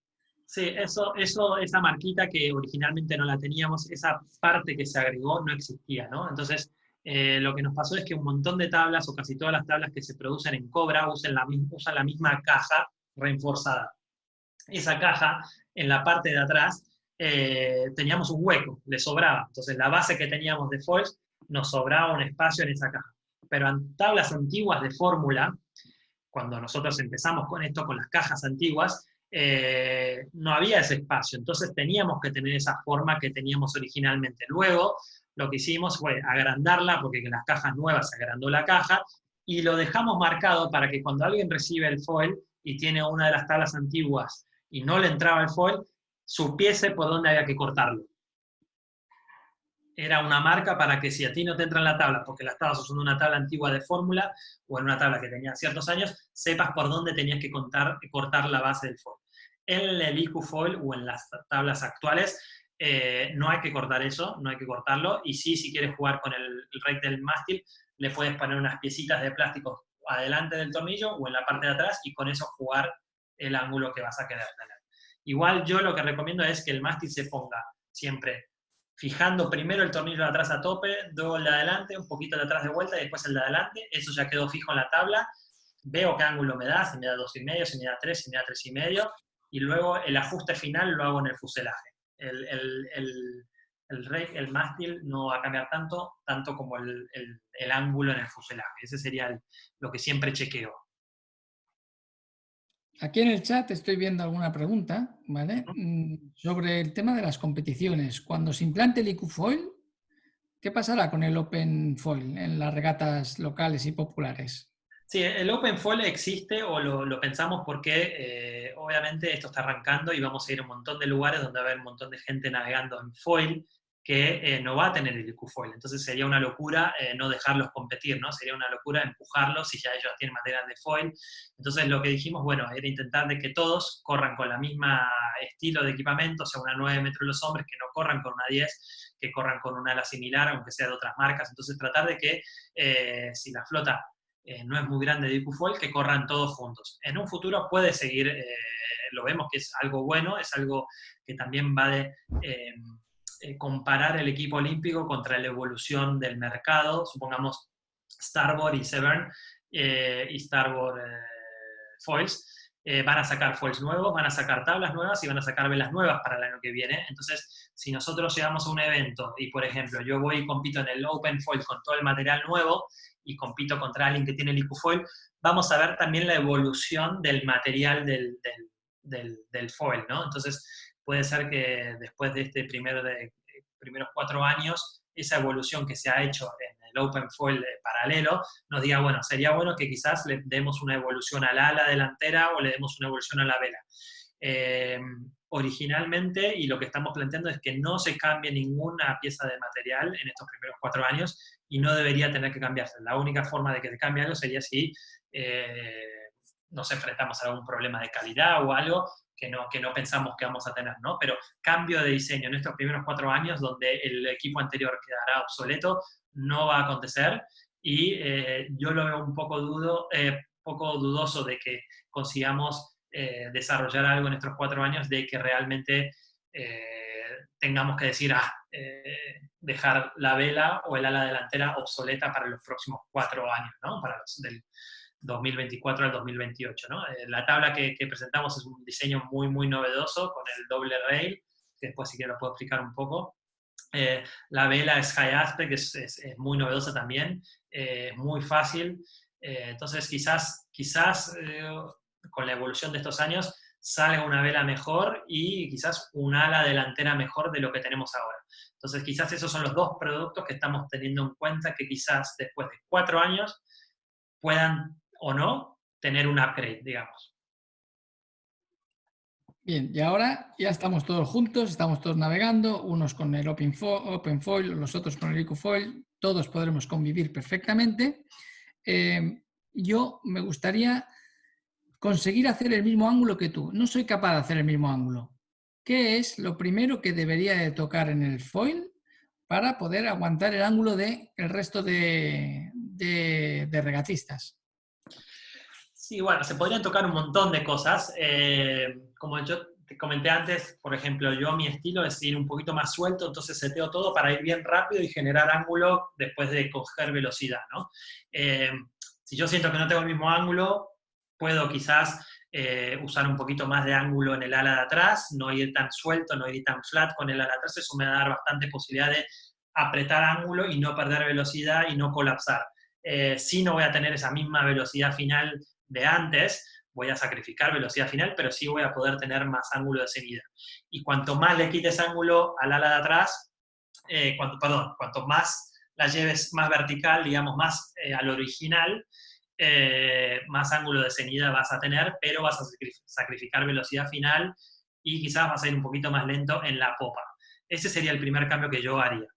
A su vez también, si cazás mucho la vela de abajo y la vela queda muy abierta, toda esa sustentación de la baluma arriba, que es lo que te mete ángulo de seguida, que te da sustentación, la estás perdiendo. Entonces, hay veces que si cazás de más, no orzás nada y sí sentís que tenés mucha velocidad y perdés ángulo, ¿no? Y después una buena sensación para darte cuenta cuando no la cazaste suficiente es que sentís que tenés mucha sustentación para irte hacia el agua, colgarte, ir con la tabla así tipo foto de photoshoot, pero no andas nada, nunca terminas de acelerar. Eso quiere decir que la baluma arriba estuvo muy cerrada y te da la posibilidad de sustentarte y ir muy hacia el agua, pero nunca terminas de acelerar. Entonces cuando la empiezas a abrir, te deja correr un poquito más y vas a ir navegando un poquito más alto a ese equilibrio.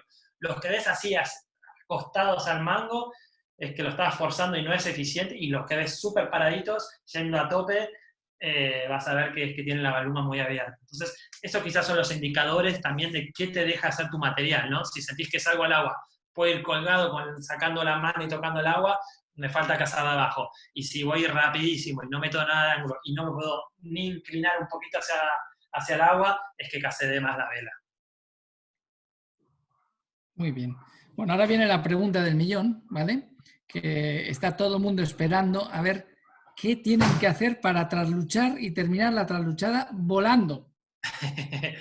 Sí, esta es difícil, pero bueno, lo principal es para la gente que hace foil y no tiene un fuselaje largo y lo están tratando de hacer con un fuselaje pequeño, es muy difícil. Si tienes un fuselaje pequeño, necesitas tener un ala delantera muy, muy, muy grande, muy tocha, con mucha superficie, ¿no? Eso es lo principal, ¿no? O tener el fuselaje largo de race con las alas normales, o tener un fuselaje más corto, pero con el ala delantera que tenga mucha superficie. Entonces, ¿por qué? Porque cuando tú estás en la transición y estás justo pasando por el medio de la trabuchada, que es el momento que tienes que cambiar los pies y pasar la vela y pierdes bastante velocidad, la tabla se te colapsa, ¿no? Ahí es cuando la tabla se te cae. Entonces, si tienes un foil que es pequeñito, se te va a colapsar siempre, y si tienes un foil grande, deberías poder hacerlo. ¿Cuál es una de las cosas claves que yo siempre pienso, o cuando yo lo logré hacer la primera vez, fue hay que mantener la velocidad, hay que tener siempre el concepto. Imagínate que tú vas en línea recta, vas foilando, y si empiezas a perder velocidad, todo se cae, y se cae de repente. Entonces, en la trabuchada, haces el primer momento, ¿no? Entras con velocidad, y en el momento que estás pensando en cambiar los pies y pasar la vela, y estás pensando tantas cosas, seguramente ahí ya bajaste bastante de velocidad, y todo se colapsa. Entonces, en ese momento, lo primero que hago es, obviamente, trato de venir muy, muy rápido. El primer momento es, bajo un poco de velocidad, inclino la tabla, trato de inclinar el aparejo bastante hacia adelante, y en ese momento trato de pensar todo el tipo de no perder velocidad, que mi tabla no pierda velocidad y que tenga una curva bastante abierta y no tan cerrada. Cuanto más abierta la hagas, tipo trabuchada de popa redonda, más fácil va a ser. Entonces, en ese momento de que vas en popa redonda, puedes ir abriendo la vela. Muchas veces se te queda la vela pegada, ¿no? Cuando tratas de hacer un giro muy cerrado o tratas de hacer una trabuchada con muy poco viento, enseguida la vela se te viene encima. Entonces siempre mantente, si se te viene encima con poco viento, la clave es irte tú hacia adelante y luego la vela va a querer volver y la fuerzas un poco tú abriéndola. Siempre lejos de la vela y lo más adelante posible. Y la vela cambia sola. Si tú haces una trabuchada que te lo tomas así media popa redonda y te concentras en no perder velocidad, vas a cambiar los pies y de repente vas a sentir que la vela pasó sola y ahí automáticamente la intentas coger del otro lado, ¿no? Pero siempre manteniendo la velocidad. Y luego que la cogiste del otro lado y que ya seguís foleando, luego terminas de hacer tu trabuchada cerrada, ¿no? Luego inicias digamos, la activación de buscar un nuevo rumbo que querías completar. Entonces, el tip más importante es no perder velocidad en la parte del medio de la trabuchada, no perder velocidad. En el momento que pierdas velocidad, se va a colapsar sí o sí. Y si estás perdiendo velocidad y estás tratando de inclinarte hacia atrás para que no se te colapse, ya vas muerto, porque en el momento que pasas la vela ya todo se pierde. Entonces, importantísimo llevar velocidad en el momento crítico de la trabuchada. Sí se puede probar al principio con velas más pequeñas, que es mucho más fácil y mucho más ligero pasarla, y siempre inclinarte hacia la vela e inclinar todo el aparejo hacia la proa de la tabla, que esté lejos tuyo. Y olvidarte un poco de la vela y que pase sola, ¿no? Quizás es fácil decirlo, pero ya van a ver que con el primer paso de mantener la velocidad en el medio de la trabuchada, eso es lo más importante y de hacerla lo más posible abierta, lo más abierta posible. A veces está bueno derivar, si venís en popa, inclusive derivar más, ir con la vela abierta a nivel tipo chicken strap y ver cuánto aguantas y tratar de sentir cómo la vela sigue teniendo viento y cómo sigues logrando llevar la tabla casi en popa redonda y sin que se colapse. Entonces, cuando aprendes eso, luego dices, aquí la suelto y la cojo del otro lado y ya está. Entonces, ese ejercicio es bueno, ¿no? Tratar de hacer una popa, derivar, llegar casi a una popa redonda, extenderla un poquito más y ver que no se te colapse. Entonces, cuando aprendes ahí que ahí la vela ya tiene power, la dejas pasar y la cojas del otro lado. Me ha encantado tu explicación, porque yo te juro que en mi cabeza hago eso, pero acabo siempre en el agua, o sea que algo debo de hacer mal. Luego, con esta entrevista me la miraré bien, toda esta explicación, a ver si soy capaz de conseguir terminarla volando. Ya. Lo principal es no perder velocidad y hacerla bien abierta. Tratar de hacer una trabuchada cerrada es bastante difícil, ¿no? Porque la vela siempre se te viene encima y es bastante difícil. Entonces, una trabuchada abierta y como ejercicio, tratar de ir en popa por un buen tiempito con la vela así medio abierta y luego vas a ver que vas a poder abrir, soltarla y agarrarla del otro lado. Algunas dudas de los que están compitiendo es las popas. Las popas es su talón de Aquiles. Están todos diciendo, bueno, ¿y qué tengo que hacer yo en la popa para conseguir ir rápido, pero al mismo tiempo controlar? Ir navegar bajo, navegar alto, navegar modo alto, modo bajo. Se pierden un poco. ¿Podrías ayudarnos un poquito, Gonzalo? Sí, en la popa lo que suele pasar es que en el foil es muy fácil bajar de más. Si vienes en una avenida empiezas a derivar y enseguida vas a sentir que puedes bajar y bajar y bajar un montón, ¿no? Tenés la posibilidad de bajar un montón. En el momento que ya bajaste de más, ahí pierdes mucha velocidad. Si viene uno un poquito más orzadito, llevándolo siempre a máxima velocidad, genera un viento aparente que luego ni lo ves. Entonces yo, por ejemplo, soy uno de los que la lleva más orzado, digamos, siempre a velocidad máxima, y con esa velocidad máxima logro bajar un montón. Genera un aparente muy, muy, muy fuerte a nivel quizás concepto, por ejemplo, que se ven en los videos del 6GP, ¿no? Que cuando pierden velocidad y quedan muy en popa, tienen que orzar un montón de vuelta. Entonces, el miedo de bajar de más luego es un sacrificio muy grande que voy a tener que orzar demasiado para tratar de recuperar esa velocidad. Entonces, yo siempre en la popa trato de llevarlo en el momento que tengo un poquito de miedo, que ya voy a tope, que voy así, ahí la derivo un poquitito y siempre me mantengo en esa situación de ir muy fino de cuando tengo miedo o no tengo miedo. Obviamente no tengo miedo, pero digo que hay las presiones que hay mucha gente que cuando va en la popa va con ese miedito de no, voy a aflojar un poco, voy a bajar un poquito más porque voy un poquito más cómodo, que es llevarla un poco más orzada a tope y con presión en la vela, con presión en el foil. Entonces, yo siempre le digo a todos los que vienen a ver conmigo que si no tienes miedo en la popa, no andas nada. Quiere decir que ya derivaste demasiado, que has derivado de más. En el momento que vas cómodo, así paseando y todo eso, situación chicken strap, vela abiertita, me la estoy pasando genial, voy así, me tomo una Coca-Cola, y ahí derivaste de más. Tienes que ir siempre a tope y luego cuando ya aprendes a tener esa sensación de ir a tope, logras quizás tener casi una posición muy similar a la que llevas enseguida con la vela cerrada, el mástil muy abierto y colgándote hacia adelante y tratando de inclinar la nariz a que la proa y la parte donde estás parado tú toquen el agua.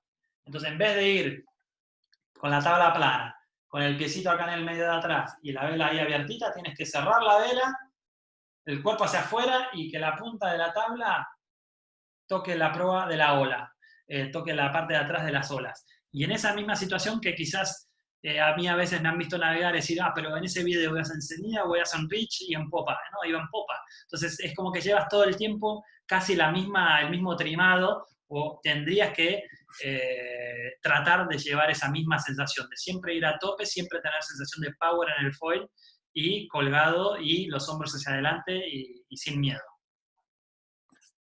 ¿Y el pie de atrás en la popa?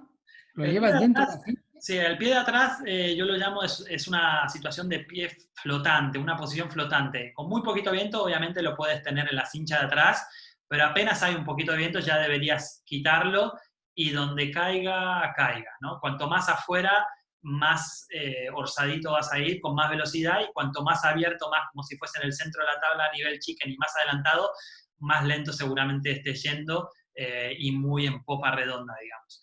Pero es un poco de que hay que ponerlo donde te quede cómodo. Es quizás en un borde con estribor lo pones en un lugar y después trabuchas y te cae en cualquier otro lado que no tiene nada que ver como lo tenías en el otro bordo. Entonces es muy flotante. Por eso nosotros hemos dejado el insert de atrás y no hemos metido tantas posiciones para el medio. Pusimos una, después hay una posición de chicken strap atrás de todo para cuando se use la aleta, pero hay otras tablas que sí, que te meten inserts por todos lados, pero ¿qué pasa cuando pones el strap en un lugar y al final ese día justo te tocó que convenía ponerlo un poquito más adentro? Entonces eso es complicado. El pie de atrás va donde te toque, donde caiga, donde te sientas cómodo, siempre y cuando puedas llevar todo a tope, ¿no? Intentar de ponerlo lo más afuera posible, o sea, lo más cercano a donde está la cincha, sin estar fuera de control, ¿no? Por aquí también preguntan, a ver, el tema de en la trasluchada. Para que no se salga el ala delantera, Sí. ¿qué tienes que hacer? Para que no ¿Cuál se es el secreto? Sí, Sí. para conseguir trasluchar con control y siempre manteniendo el vuelo. Sí. Que no llegue a salirse el ala. Sí, por lo general cuando tú vienes navegando normal en estabilidad y decides trabuchar y haces ese primer giro, todo se quiere levantar. Entonces ya en ese momento inicial donde la pisas y la tratas de hacer la curva, tendrías que meterle presión para bajar la nariz porque en esa curva va a tratar de acelerar la tabla y va a querer levantarse. Entonces el primer momento de hacer el pise, de cantear la tabla y comenzar el jab y comprometerte a esa trabuchar, tenés que meterle un poco de presión de bajar la nariz. No es solo hacer un cambio de peso lateral, sino es tratar de saber que cuando vas a empezar a hacer ese giro, la tabla va a querer tomar más altura. Entonces, enseguida, en ese primer momento, hay que intentar bajarla. Y luego, como ya la bajaste y la tabla ya pasó ese primer momento de aceleración, puedes girar los pies y la vela cambia sola. Entonces, el primero es eso se corrige en el primer momento. En el primer momento, cuando inicias la trabuchada, saber que en ese primer cambio de ángulo de tabla va a querer irse hacia arriba. Entonces, cuando haces ese cambio de ángulo de tabla, la pisas un poquito más adelante para bajarla, porque sabes, te anticipas a que la tabla va a querer irse hacia arriba. Hay que anticiparse a eso. ¿Y el estabilizador a veces se sale o no? El estabilizador atrás, yo no. Es algo, se puede hacer que se salga, pero si la estás haciendo muy alta o quizás la elevas demasiado en viento marginal porque sabes que cuando vas a pasar la vela vas a perder velocidad, entonces si ya estás por bajar, estabas más alto, pero yo no lo he visto. Lo normal es que no salgan las alas del aire y que lo hagas con vientos más ligeros, la trates de hacer más alta y con vientos más fuertes lo hagas más bajo porque no quieres estar muy alto al momento de tratar de corregir algo si se te salen las alas, así es como te caes, ¿no? En el momento de la trabucha. Entonces, con viento más fuerte la puedes hacer más bajita y mismo cuando pasas la vela, a veces no te tienes que ni preocupar de que la tabla toque y la coges y sales, ¿no? Esa es una buena sensación también para tener con poco viento cuando estás probando de hacer una trabuchada o cuando estás empezando a hacer una trabuchada. No tener miedo de venir con velocidad y en los primeros pasos, cuando pasas la vela, de que la tabla y salga para arriba, ¿no? Que haga ese patito, ¿no? Ese top y sube. Entonces, eso lo que quiere decir es que te estás comprometiendo a hacer la trabuchada con velocidad y no estás perdiendo tanto tiempo en tratar de quedar en el aire. Cuando estás tratando de quedar en el aire y perdiste velocidad, se te va a colapsar seguro y no vas a tener la posibilidad de hacer esa tocadita así. Pero si vienes rápido y dices, bueno, me da igual si toco o no toco porque quiero salir a tope para el otro lado, y mantuviste esa velocidad, vas a pasar la vela y quizás tocas a penitas y luego la próxima vas a tocar menos y menos y luego vas a decir, ostras, me salió. Y te salió porque tenías en la cabeza tratar de hacer la trabuchada con velocidad y sin preocuparte mucho si voy a tocar o no tocar. Bueno, resumiendo entonces las últimas dos preguntas de cómo navegar en popa y cómo traluchar, es una cuestión de valentía, ¿no? Valentía de velocidad. No, obviamente hay técnica, ¿no? Menos mal que soy de Bilbao y entonces puedo hacer lo que quiera, ¿no? No tengo, gracias, Gonzalo, porque así seguro que me va a salir. Me lo has aclarado ahora. No, quizás estuvo un poco confuso, pero sí, clave mantener la velocidad y la trabuchada, sí, cuanto hay más velocidad, más sustentabilidad tenés en todo momento. Cuando pierdes velocidad, todo se quiere colapsar, obviamente, entonces tener la velocidad es clave, ¿no? En la trabuchada y en la popa hay que ir a tope. Cuanta más velocidad generes, más vas a poder bajar. No ves nunca un Copa América o un CLGP yendo en popa redonda y luego empezar a orzar. Vienen a tope en Reach, generan esa máxima velocidad y luego empiezan a bajar. En cuanto al trimado del pujamen, ¿vale? ¿La vela tiene que ir planita de atrás o hay que darle bolsa? En la popa entiendo que hay que darle bolsa, pero en la ceñida, ¿cómo la soléis llevar vosotros? Y en la ceñida tiene mucho que ver qué tanto power tengas, ¿no? Qué condición de viento tienes.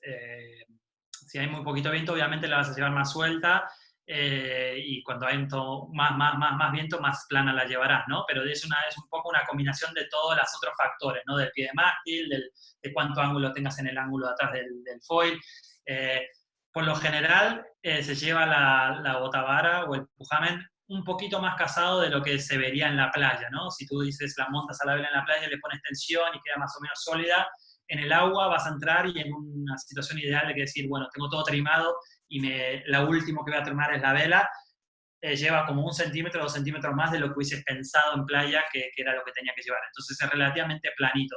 Pero es un tema más de control, ¿no? Si te falta power o si te falta ángulo en el ala de atrás porque quieres ir muy rápido, puedes llevarla un poquito más suelta para generar esa presión en la pierna de atrás y de poder tener ese power en la mano de atrás para tratar de que te dé más ángulo de cenida y no ahogar nunca, ¿no? Esa sensación de estar ahogado, de que la vela se ahogó y que apuntaste y metiste ángulo de cenida y de repente se colapsó todo, terminas derivando mucho más después para tratar de generar velocidad. Entonces ahí te das cuenta, es un indicador de que cazaste más la vela. Pero yo muchas veces hay momentos que la cazo, la tengo en un lugar ahí medio neutro, normal, y pruebo, ¿no? Yo llevo el cabo del pujamen siempre en la mano, siempre. Entonces voy jugando en todo momento, si entro si salgo de la racha lo aflojo 1 centímetro, 2 centímetros, si entro en otra rachita le doy un toquecito, voy jugando muchísimo con eso para tratar siempre de sacar el máximo jugo a todo el equipo, ¿no?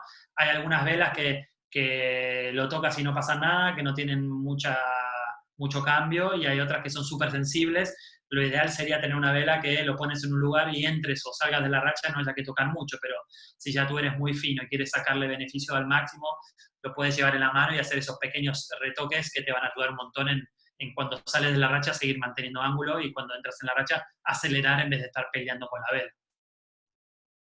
Entonces, ¿recomendarías también, por ejemplo, hacer lo mismo con la longitud de los cabos de arnés y con la tensión de abajo? No sé si lleváis vosotros un sistema para cazar también de abajo durante la navegación. Sí, no, yo no llevo y mucha gente nosotros no llevamos. Hubo un par de chicos, creo que Tomás Boyar y algunos que lo han tratado de usar en la regulación y han salido de ello, no lo han usado, ¿no? Lo han quitado porque no sé, yo no lo he probado mucho. Sí me parece interesante tenerlo para una situación de entre regata y regata. Por ejemplo, te entraste al agua y te soplaron 8 y de repente aumentó a 12, y sí, darle un poquito más de abajo va a servir, y yo si no tuviese, yo me tiro al agua y le doy. En regata podría, yo creo, trimar antes de largar un ideal para esa situación, y si el viento se mantuvo estable, no cambiaría la vela de ceñida a la popa, digamos, no soltaría de abajo. Sí juego mucho con la botavara, con el pujamen, pero no soltaría. ¿Por qué? Porque el concepto de la popa, cuanto más rápido haces, cuanto más velocidad generes, y si tú sueltas de abajo, vas a quizás hacer una vela muy gorda, con la baluma muy cerrada, te va a dar la posibilidad de bajar, pero vas a sacrificar muchísima velocidad final. Y la popa, para ir bien y para ir bien rápido, bajando mucho, primero generas esa velocidad final y luego la transmites hacia abajo, ¿no? Entonces, sí entiendo que hay un ideal de trimado para cada viento, que podría ser buenísimo tenerlo, pero quizás lo trataría de tener dentro de la vela para que no me moleste el flow de la vela, ¿no? Jamás tendría una drisa, yo no uso drisa, lo hemos probado un millón de veces que la drisa molesta, y tengo mi teoría que los de RSX la cogen porque cuando la sueltan genera turbulencia, entonces la cogen y no le genera más turbulencia. Nada, esto es un chiste. Pero nosotros hemos testeado varias veces que teniendo drisa, una vela y quitándola, andábamos un poquito más rápido sin la drisa, ¿no? Entonces tener el sistema ahí al aire libre no lo recomiendo, pero creo que se puede armar un sistema adentro que te sirva también descubrir cuál es tu estilo, ¿no? Cómo te gusta usar la vela, ¿no? Aprender diferentes trimados, encontrar tu mejor velocidad o tu mejor estilo, si quieres usar la vela más casada pero el pie más adelante, si cada vez que quieres hacer un cambio te tienes que tirar al agua y darle y luchar con el pie y hacerlo en el agua, es un coñazo seguro. Entonces lo veo que se va a utilizar, pero no tanto dentro de la regata en sí, sino para tener el mejor setup durante todo el día, ¿no? Una pregunta sobre el cambio este de modalidad olímpica. Va a suponer también un cambio en el prototipo de windsurfista, alto y delgado como yo, por ejemplo. Sí, no, bueno, la idea de nuestra fue tratar de que el grupo de gente o el rango de personas que puedan hacerlo sea más grande, ¿no? Que pueda venir alguien de 85 kilos y sea igual de competitivo que uno de 70. La situación de slalom, los más livianitos usarán el fuselaje 95 Plus, los más pesados el de 115, entonces ya con ese cambio, con la vela de 9 metros o la 8 para las chicas, se va a nivelar bastante. Te hago un ejemplo, ¿no? Que lo habíamos comentado antes. Yo gané el Tour Mundial hace 2 años y yo era de los más livianos y de los más bajitos. Y sí, me pones al lado de los holandeses o alemanes o Antoine, son todos gigantes, y casi todas las regatas que hicimos fueron de viento fuerte ese año. Corrimos en Japón con viento fuerte, corrimos en Corea con viento fuerte. La regata de Costa Brava la gané yo con viento fuerte, siendo quizás de los más livianitos. Entonces, en el foil también tiene que ver mucho el tema de técnica y qué tan bueno eres, y no creo que va a haber tanto un físico ideal y un peso ideal, y si no estás dentro de ese rango, bueno, dedícate a otra cosa, ¿no? Creo que va a estar bastante más abierto para que mucha gente pueda participar y andar bien. Ideal, me dices hoy, ideal, no sé, un peso ideal, pero te diría que de 70 a 85, creo que cualquiera de esos puede ser extremadamente competitivo, todos, pueden ganar regata todos. El año pasado también Amado, o el chico que hace freestyle, mide 1,79, anduvo muy bien, ganó Costa Brava el año anterior. Thomas el año pasado, siendo de los más ligeritos, ganó casi todas las regatas de ceñida popa, también cuando hubo un poco más de viento, también anduvo muy bien, no fue para atrás. Yo qué sé, en sí que el slalom le fue un poquito peor, pero bueno, no estaba él preparado con un fuselaje más pequeño para ir rápido. Aquí hemos estado navegando bastante, preparándonos para la PWA de este año, y el fuselaje más pequeñito era bastante más rápido que el más largo, entonces los que eran más ligeros ponían el fuselaje más pequeñito, se iban a tope. Entonces, creo que va a haber un rango de pesos muy, muy, muy grande, un poco más grande bastante más grande de lo que había en RCX. Que te diga hoy si vas a ganar tú, no lo sé.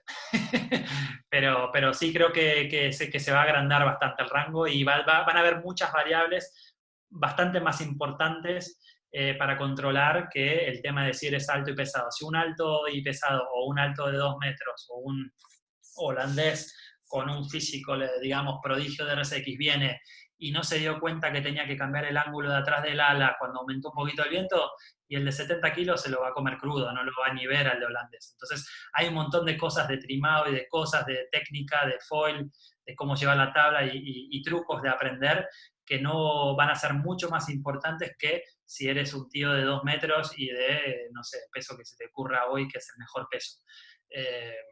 El día que todos aprendan los trucos y cada uno va a poder tener su trimado especial para su peso. Es un poquito lo que podría decir. Bueno, Gonzalo, esta va a ser ya la última pregunta. Es, ¿cuándo te vamos a ver por aquí? Porque te quedaste ahora justo con el coronavirus, en el momento que dieron el estado de emergencia, estabas a punto de venir a Mallorca y te quedaste ahí a una semana de estar aquí con nosotros y poder haber hecho todo esto que acabamos de hacer ahora en vivo y en directo, que hubiera sido un lujo. Entonces, ¿cuándo será la próxima vez que te tendremos por aquí, por la isla? Y habrá que buscar fechas. Sí, está claro que con todo lo que está pasando, casi todos los campeonatos se están acumulando para la segunda mitad del año, si es que se logran hacer, ¿no? Nosotros el europeo de IQFuel está planteado hacerse del 8 al 13 de septiembre en Portimao, y el mundial de senior va a ser en Garda del 19 al 24 de octubre. Después hay un montón de diferentes compromisos que tengo, pero me encantaría ir, y si no, mismo en esos campeonatos, la idea quizás es hacer un par de clínicas antes de los campeonatos en los mismos lugares, para que la gente pueda venir y compartir información, navegar. Estamos todos en la misma, bueno, no todos, ¿no? Pero yo creo que la gran mayoría de la gente se está subiendo, está aprendiendo.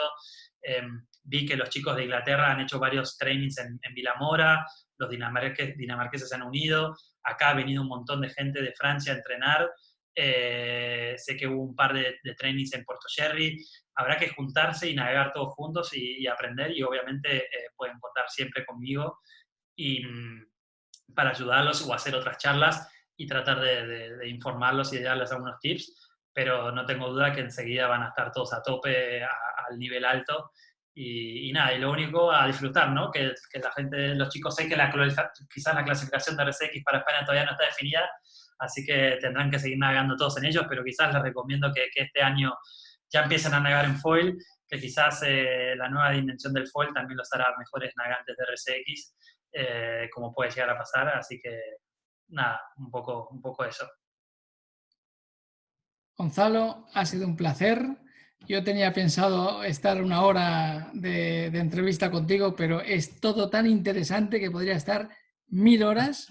Te agradezco mucho en mi nombre propio y en el nombre de la Federación Balear de Vela el que hayas podido estar con nosotros, y esperamos verte muy pronto. Dale, bueno, un placer y nada, un abrazo grande a todos los que se han conectado. Espero que haya servido, y obviamente haremos otras cuando ustedes quieran. Muy bien, muchas gracias. Dale, hasta luego. Hasta luego. Chao.